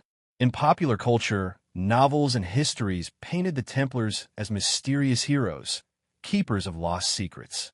Sir Walter Scott's Ivanhoe and later works by writers like Josephine Pelletan turned the Templars into icons of chivalric mystery. Once burned as heretics, they were now reimagined as noble seekers, a transformation that mirrored the Grail itself, reborn from ashes into symbol. The Grail and nationalism, but the Grail was not only a symbol of art and occultism. In the 19th century, it also became a tool of politics and nationalism. Across Europe, as nations struggled for identity and unity, myths were harnessed to inspire people. And few myths were as potent as the Grail. In Germany, Richard Wagner's opera Parsifal transformed the Grail into a national symbol of purity and redemption. Premiered in 1882, Parsifal depicted the Grail as both chalice and mystical presence, guarded by knights in a secret castle. To audiences, it was more than a drama. It was a ritual, a vision of German destiny clothed in myth. Wagner's work would later be appropriated by darker forces, twisting the Grail into a symbol of racial and political ideology. Elsewhere, the Grail was linked to the idea of a lost golden age, a national purity to be regained. Folklore collectors in Britain, France, and Eastern Europe resurrected local legends that echoed Grail themes: enchanted cups, sacred feasts, knights on impossible quests. In each case, the Grail became not only a spiritual mystery, but a political banner. The Grail as archetype, psychology, and the inner quest toward the end of the century. Thinkers began to approach the Grail from a new angle: psychology. Although Carl Jung's full theories would come in the 20th century, precursors already sensed that myths like the Grail spoke to something universal in the human psyche. The Grail quest was not just history, not just religion, but archetype, the eternal journey of the soul toward wholeness. The wounded Fisher King became the symbol of the broken self, and the Grail the healing presence within. This interpretation resonated deeply in an age of industrial alienation. As machines conquered landscapes, people longed for an inner source of meaning, a chalice of the soul. The shadow of suppression lingers, yet even as the Grail reemerged in art, occult lodges, and national myth, the shadow of suppression still loomed. The Catholic Church watched the occult revival with suspicion, condemning secret societies as heirs of heresy. Papal encyclicals warned against the false lights of Masonry and occultism, portraying them as diabolical counterfeits of true faith. But the irony was unavoidable.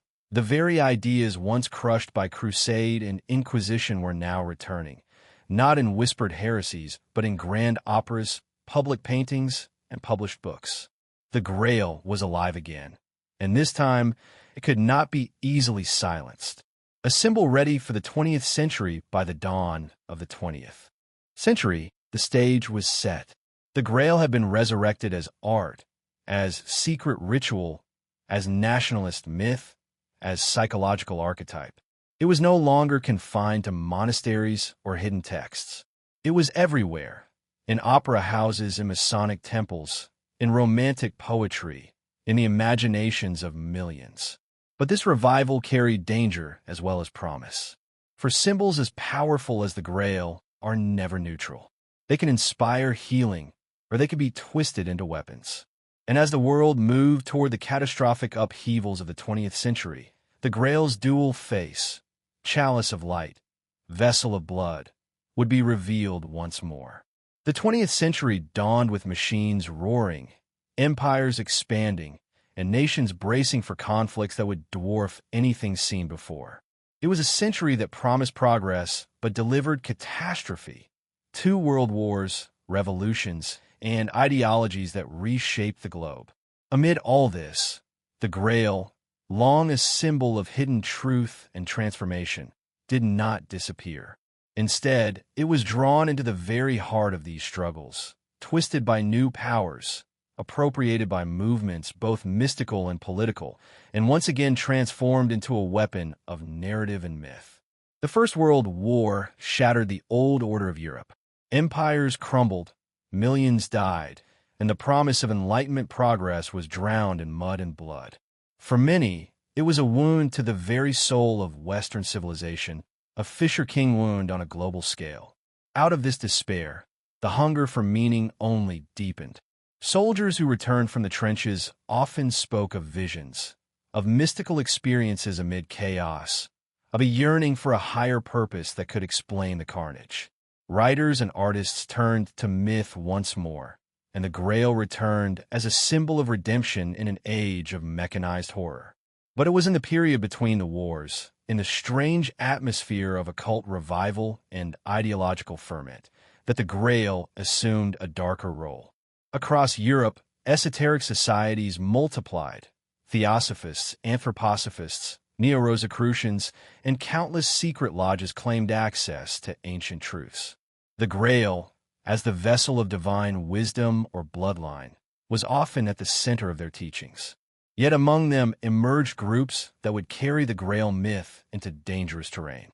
In Germany, the defeated nation seethed with resentment after the Treaty of Versailles. Economic collapse, political turmoil, and cultural despair created fertile ground for myths of destiny. In this soil grew the Thule Society and other occultist groups that blended nationalism with mysticism.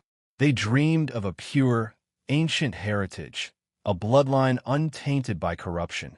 And here the Grail myth, with its whispers of Sang-Real, the royal blood, became an intoxicating symbol. Some among them believed that to recover the Grail was to restore the soul of the nation itself. Out of this milieu rose the Nazis, and with them, an obsession with myth and occult symbolism that would stain the 20th century. Heinrich Himmler, in particular, sought to transform the SS into a kind of knightly order, consciously modeled on the Templars. He converted Wilsburg Castle into an occult Grail temple, complete with ritual chambers, runic symbols, and an inner sanctum designed to house a mystical centerpiece.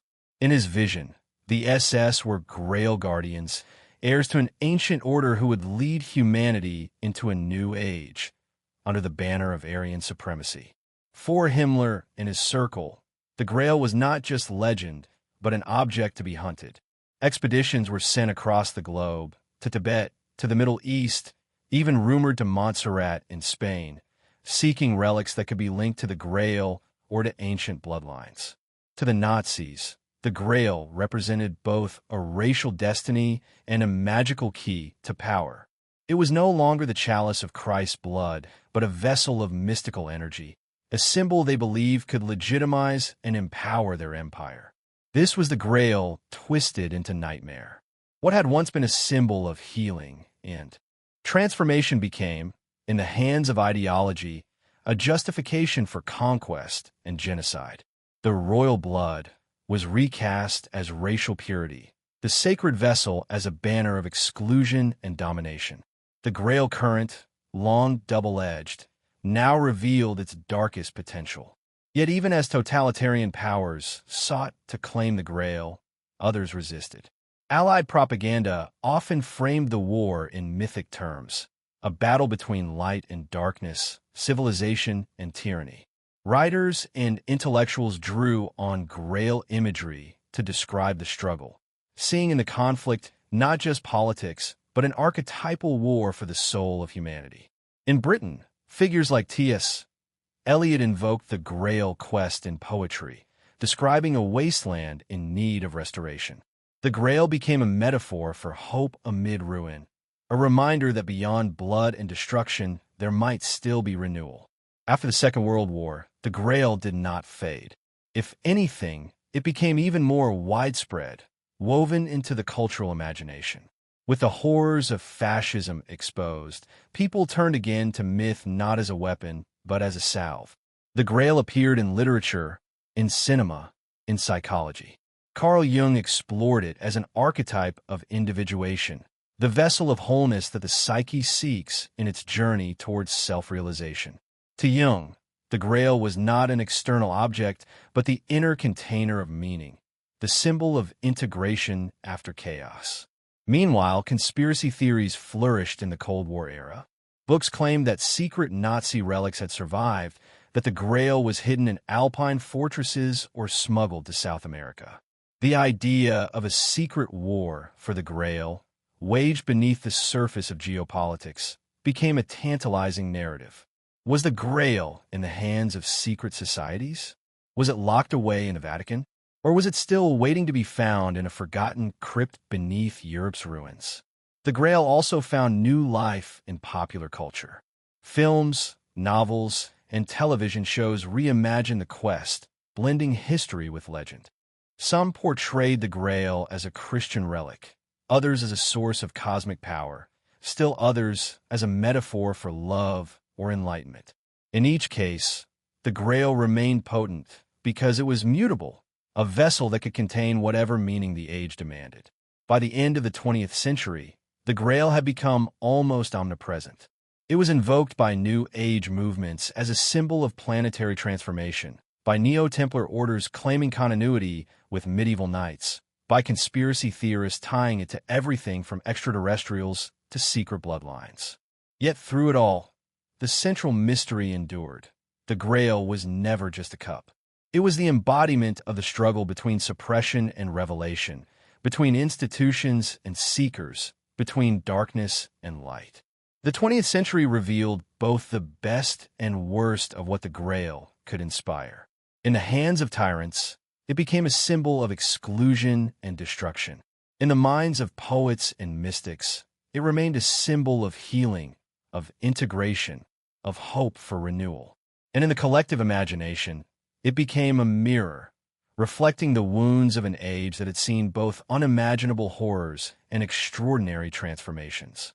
Thus, as the century closed, the Grail stood not as a relic of the past, but as a living myth woven into the very fabric of modern history. It had survived crusades, inquisitions, revolutions, and wars. It had been suppressed, revived, twisted, and redeemed. And yet, always it endured, waiting for those who would seek it, whether in ruins, in archives, in dreams, or within themselves. By the time the 20th century had drawn to its close, the Grail had become more than a medieval relic or occult symbol.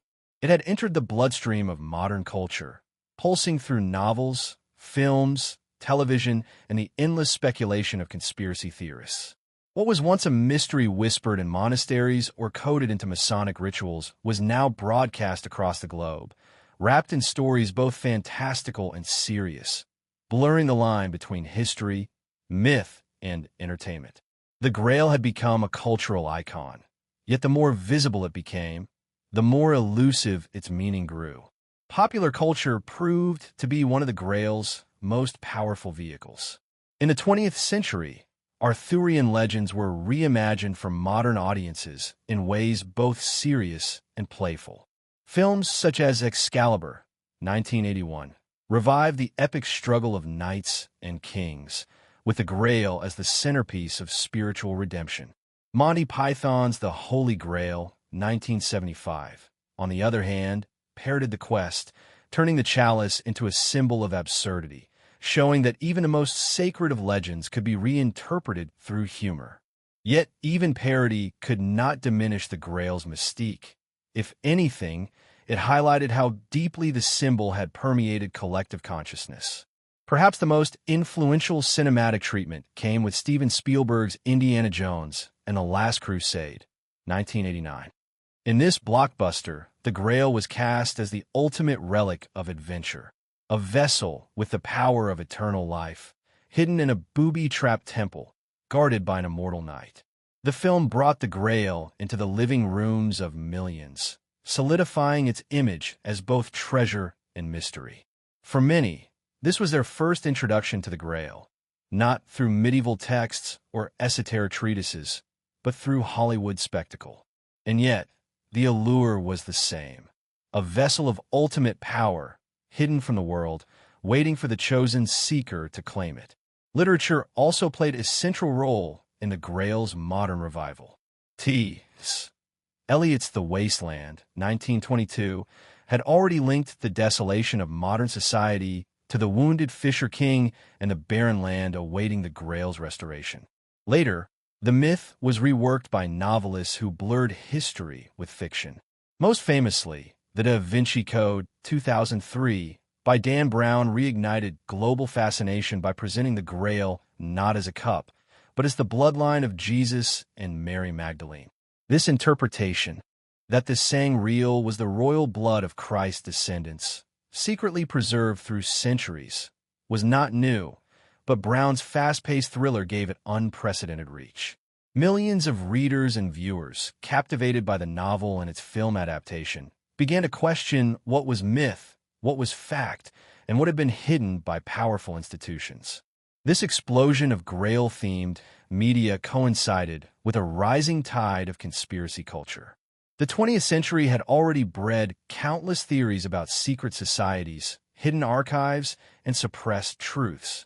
The Grail fit perfectly into this landscape. For some, it became linked to the Knights Templar, who were said to have guarded the secret of Christ's bloodline before being crushed by the Church.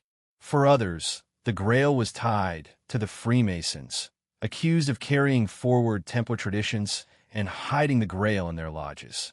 Some went further, weaving extraterrestrials into the tale, suggesting the Grail was not of this world, but a relic of alien technology mistaken for a holy cup.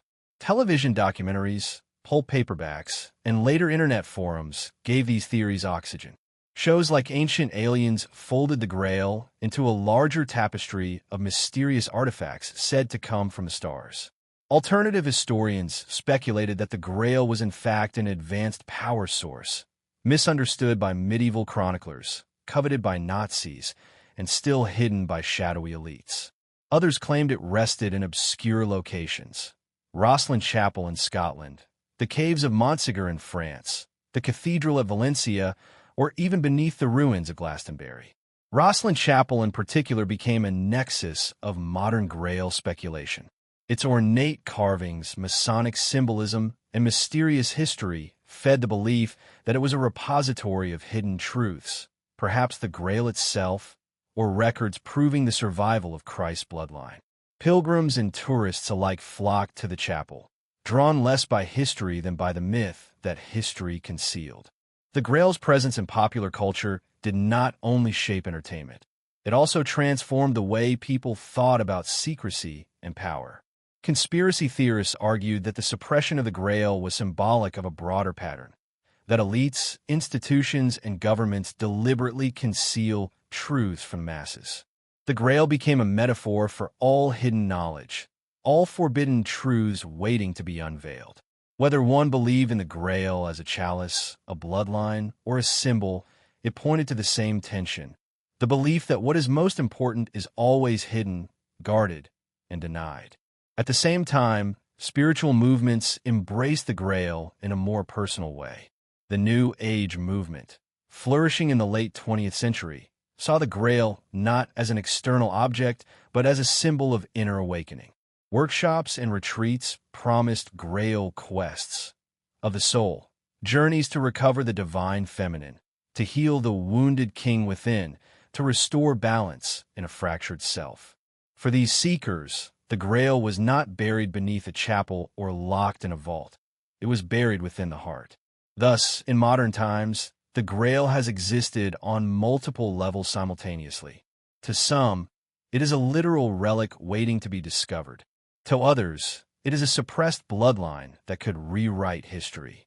To still others, It is a metaphor for psychological integration, spiritual awakening, or even planetary transformation. The Grail's power lies precisely in this ambiguity. It refuses to be reduced to one definition. It is, as it has always been, a vessel that reflects the needs of each age. And yet, there is danger in this fluidity. Just as the Nazis once twisted the Grail into a symbol of racial destiny, so too can modern groups bend it toward their own ends. Certain conspiracy circles treat the Grail as proof of vast, sinister cabals manipulating humanity. Others fold it into apocalyptic prophecies, claiming that to reveal or misuse the Grail would trigger the end of the world. The myth has never lost its double edge, chalice of healing or chalice of peril. What is undeniable is that the Grail has never been more alive than it is now. Every book, film, and theory breathes new life into it. Every time someone wonders if it is real or hidden or symbolic, the Grail grows in power. It no longer belongs only to knights or secret orders. It belongs to the collective imagination. And perhaps that is the ultimate secret of the Grail, that it was never meant to be possessed, only pursued. The quest is endless because the Grail itself is infinite. For centuries, the Grail has slipped in and out of the shadows, suppressed by popes, resurrected by poets, twisted by tyrants, and revived in popular culture. Yet beneath the surface of myths and movies lies a more unsettling question. What if the Grail was never lost at all? What if, across the centuries, secret custodians preserved its mystery, hidden from the public eye, awaiting a time when it could be revealed? This idea of a hidden continuity, a living thread that connects the Templars of the 12th century to modern Freemasons, Rosicrucians, and secret societies, has fascinated seekers for generations. Historians dismiss it as fantasy, a web-spun of speculation and symbols. But the evidence, scattered though it may be, refuses to vanish. And when examined carefully, it begins to suggest that the Grail's guardianship may not be a romantic dream, but an enduring reality. The most obvious candidates are the Knights Templar themselves. Officially destroyed in 1312, burned and scattered by papal decree, the order should have vanished. Yet legends insist that many knights escaped, carrying with them treasures and secrets. Ships are said to have sailed from La Rochelle under cover of night, vanishing into the Atlantic. Others fled into Scotland, where they supposedly fought alongside Robert the Bruce at Bannockburn. Still others melted into Europe's underground, disguising their lineage within new brotherhoods. From these whispers grew the belief that the Templars did not die, but transformed. In Scotland, Masonic traditions emerged in the 17th century, claiming, or at least hinting, at descent from the Templars. Many Masonic rites incorporate degrees with Templar themes, and their rituals echo medieval imagery of knights, quests, and sacred vessels. Though historians argue this is a later invention, the persistence of the claim itself suggests that someone wanted the link remembered. Freemasonry is not the only suspect. The Rosicrucians, appearing in the 17th century with manifestos that promised hidden wisdom and a plan for human transformation, have also been tied to Grail lore. Their symbols, roses, crosses, chalices of light, parallel Grail imagery, and their emphasis on secret initiations echoes the idea of a chosen few preserving a sacred vessel. Some believe the Rosicrucians were the public mask of a deeper, older order, perhaps one tracing back to the Templars and their hidden Grail. In France, the story takes on sharper edges. The mysterious Priory of Chaon, propelled into the spotlight by works like Holy Blood, Holy Grail, claimed to be a secret society protecting the bloodline of Jesus and Mary Magdalene. Though the priory was later revealed to be a modern fabrication in part, the controversy only heightened interest. Could it be that a genuine group did exist, concealed beneath forgeries and fabrications, shielding the secret of the saying real? Was the exposure of falsehood merely a smokescreen to discredit the truth? Across Europe, scattered traces continue to appear. Chapels with unexplained Templar graffiti, manuscripts coated with chalice symbols, rituals that preserve fragments of medieval prayers. None of these prove continuity on their own, but together they paint a tantalizing picture, an unbroken thread of initiates who pass down the Grail's mystery, century after century, adapting it to changing times, but never letting it die. The question then becomes, who holds a Grail now? If such custodians exist, they are unlikely to announce themselves. But clues suggest they may operate within layers of modern Freemasonry, particularly the higher degrees of the Scottish Rite and York Rite, where knightly orders are still invoked. Some esoteric researchers point to obscure Masonic branches in Scotland and Portugal, nations with deep Templar roots, as potential keepers of the flame. Others look to Catholic esoteric circles, suggesting that within the Church itself, initiates quietly preserve knowledge officially condemned. There are even whispers of transnational groups, unseen networks that gather in secrecy to discuss the fate of the Grail in the modern world. These alleged custodians are said to see the Grail not as a physical chalice or relic, but as a living tradition, a vessel of wisdom and power that must be protected from misuse. In their eyes, the Grail is too dangerous for mass revelation. It heals, but it also empowers, and in the wrong hands it can destroy. Thus it must remain hidden, entrusted only to those who can bear its weight. This brings us to the concept of the secret war. If the Grail is still guarded, then it is also still pursued. Competing groups, some motivated by power, others by faith, others by knowledge, may be locked in a silent struggle over its custody. Mainstream history records wars of nations, but beneath these conflicts may lie shadow wars of societies, hidden behind ritual and oath. Did the Nazis fail in their quest for the Grail because it was already protected by another order? Did Cold War intelligence agencies brush up against these hidden currents, sensing that myths concealed real influence? Even in the 21st century, whispers persist. Wealthy foundations, discreet gatherings in European castles, coded communications within elite circles, all hint at the persistence of a mystery that has never been extinguished. Some say the Grail is not an object at all, but a lineage, and that its living heirs walk among us, watched and shielded by those who guard the bloodline. Others insist the Grail is indeed a vessel, locked away in a vault, perhaps beneath the Vatican, perhaps in a remote chapel, awaiting the moment it must re-emerge. Skeptics dismiss these claims as fantasy, as the endless human urge to see conspiracy in coincidence. But the persistence of the legend, across centuries and cultures, demands explanation. Why does the Grail refuse to die? Why do so many societies, secret or public, orient their myths and rituals around it? Why does each age, from Crusaders to Nazis to Hollywood directors, return to the same symbol with renewed urgency? The answer may be that the Grail is not just myth, but magnet. Whether real relic, bloodline, or archetype, it exerts a pull on the imagination and on history itself. It inspires art, drives quests, shapes ideologies, and provokes secrecy. Those who claim to guard it may be responding to this magnetism, a recognition that the Grail is not inert, but active, shaping the destiny of those who pursue it. If such custodians exist today, their greatest power lies not in hiding a cup or a tomb, but in shaping the story. They are the weavers of narrative, ensuring that the Grail remains out of reach, yet forever tantalizing. For in myth, as in power, what is withheld is often stronger than what is revealed. The Grail endures not because it has been found, but because it has not. And the hidden continuity of its guardians may lie precisely in their ability to preserve the quest, generation after generation, age after age.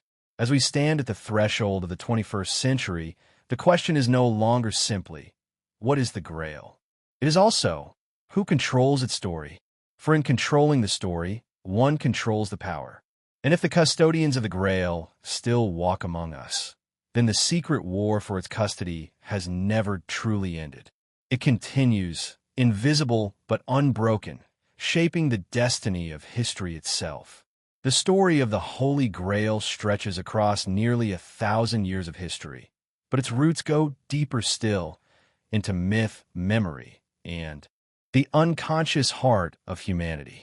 From the dusty battlefields of the Crusades to the candlelit halls of medieval monasteries, from the secret chambers of Masonic lodges to the silver screens of Hollywood, the Grail has endured. It has been chased by kings, suppressed by popes, sought by knights, twisted by dictators, and reimagined by poets. Yet through all of this, it has never been captured. Perhaps that is the most important truth of all. The Grail has always eluded possession. Every attempt to claim it, whether as relic, bloodline, or symbol, ends in frustration, in ambiguity, in mystery. The Templars may have carried it into exile. The Freemasons may have encoded it in ritual. The Nazis may have scoured the world in vain pursuit. But the Grail remains untouchable, as if guarded not merely by men but by destiny itself. Why does this mystery persist? Why does the Grail refuse to die, to be neatly filed away as legend or artifact? One answer is that it was never meant to be found. The Grail is not a fixed object, but a moving target, a mirror that reflects the deepest longings of each age. For the medieval world, it was divine grace. For the Romantics, it was beauty and transcendence. For occultists, it was hidden knowledge. For modern seekers, it is psychological wholeness or even extraterrestrial technology. Each interpretation may be different, but the pattern is the same. The Grail adapts because it is not a thing, but a quest. The quest itself is the Grail. This paradox is the secret at the heart of the story. It is not the cup of Christ hidden in a vault, nor the descendants of a sacred bloodline concealed by shadowy guardians. It is the never-ending pursuit of meaning, of healing, of the eternal in the temporal. The knights who rode into forests in search of a mystical chalice, the occultists who traced symbols in candlelit rooms, the scholars and novelists who spun theories, all were united by the same drive. They were seekers, and in seeking, they lived the Grail. Yet the idea of guardianship persists, and perhaps rightly so. If the Grail is a vessel of infinite meaning, it must also be shielded from corruption. History shows us the danger of misuse. When the Nazis sought to twist the Grail into a banner of racial supremacy, or when conspiracy theories turn it into a justification for fear and paranoia. The Grail can inspire healing, but it can also be weaponized. To guard it, then, is to protect not just an object or a secret, but the integrity of the myth itself. And so we return to the hidden custodians, the Templars who never died, the Masons who weave symbols into ritual, the unknown hands said to preserve the Grail in silence. Whether these guardians exist in flesh and blood or only as archetypes, their function is the same: to keep the Grail alive by keeping it mysterious. They ensure the quest does not end, because an ended quest is a dead quest. The Grail must always lie just beyond reach, shimmering in the distance, luring the seeker forward. For modern audiences, bombarded by entertainment and surrounded by noise, the Grail still whispers. It appears in films, in novels, in video games, in conspiracy forums. It is mocked, adored, analyzed, and dismissed. And yet, for all this saturation, its power remains intact. The Grail continues to haunt us because it speaks to something timeless. The sense that there is more than what we see, that behind the veil of ordinary life lies a truth we are meant to seek. Perhaps that is why the Grail endures while other myths fade. It is not tied to a single dogma or culture. It belongs to no one, yet calls to everyone. It is at once Christian and pre-Christian, medieval and futuristic, spiritual and psychological. It cannot be pinned down because it was never meant to be. It is a vessel, and its contents are always changing, filled by the hopes and fears of each generation. And so, as we close this journey, the final question is not what is the Grail, but what does the Grail mean to you? Is it the chalice of Christ's blood hidden in a vault beneath the Vatican? Is it the royal bloodline of a family walking unnoticed among us? Is it a symbol of the divine feminine, waiting to heal a fractured world? Is it an archetype in the psyche, a dream that guides us toward wholeness? Or is it all of these and more? A mystery so vast it cannot be reduced to one answer? The quest for the Grail is eternal because it is not about the Grail at all. It is about us, about our hunger for meaning, for transcendence, for a truth that cannot be crushed by empires or erased by time. It is about our refusal to accept that the visible world is all there is. It is about the hope that hidden somewhere in a chapel, in a story, in a dream, there exists a vessel of light waiting to transform us.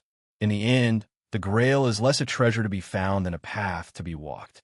The knights who set out on the quest never knew if they would succeed. What mattered was that they sought, that they dared to leave the comfort of Camelot for the dark forest, guided only by faith in something greater. That is what the Grail calls us to even now, to step into the unknown, to seek without guarantee of finding, to believe that the journey itself is sacred. And so the story continues. The Grail has survived every attempt to destroy it because it lives wherever the human spirit longs for more. As long as we ask questions, as long as we dream of hidden truths and impossible quests, the Grail will endure. It will whisper from the shadows, gleam in forgotten ruins, surface in novels and films, and appear in visions. It will never be ours to possess, but always ours to pursue. The eternal quest is not about reaching the end. It is about never stopping the search. The Grail is the question that cannot be silenced, the light that cannot be extinguished, the story that cannot end. And as long as we walk this earth, the Grail will be there, waiting, watching, calling us onward.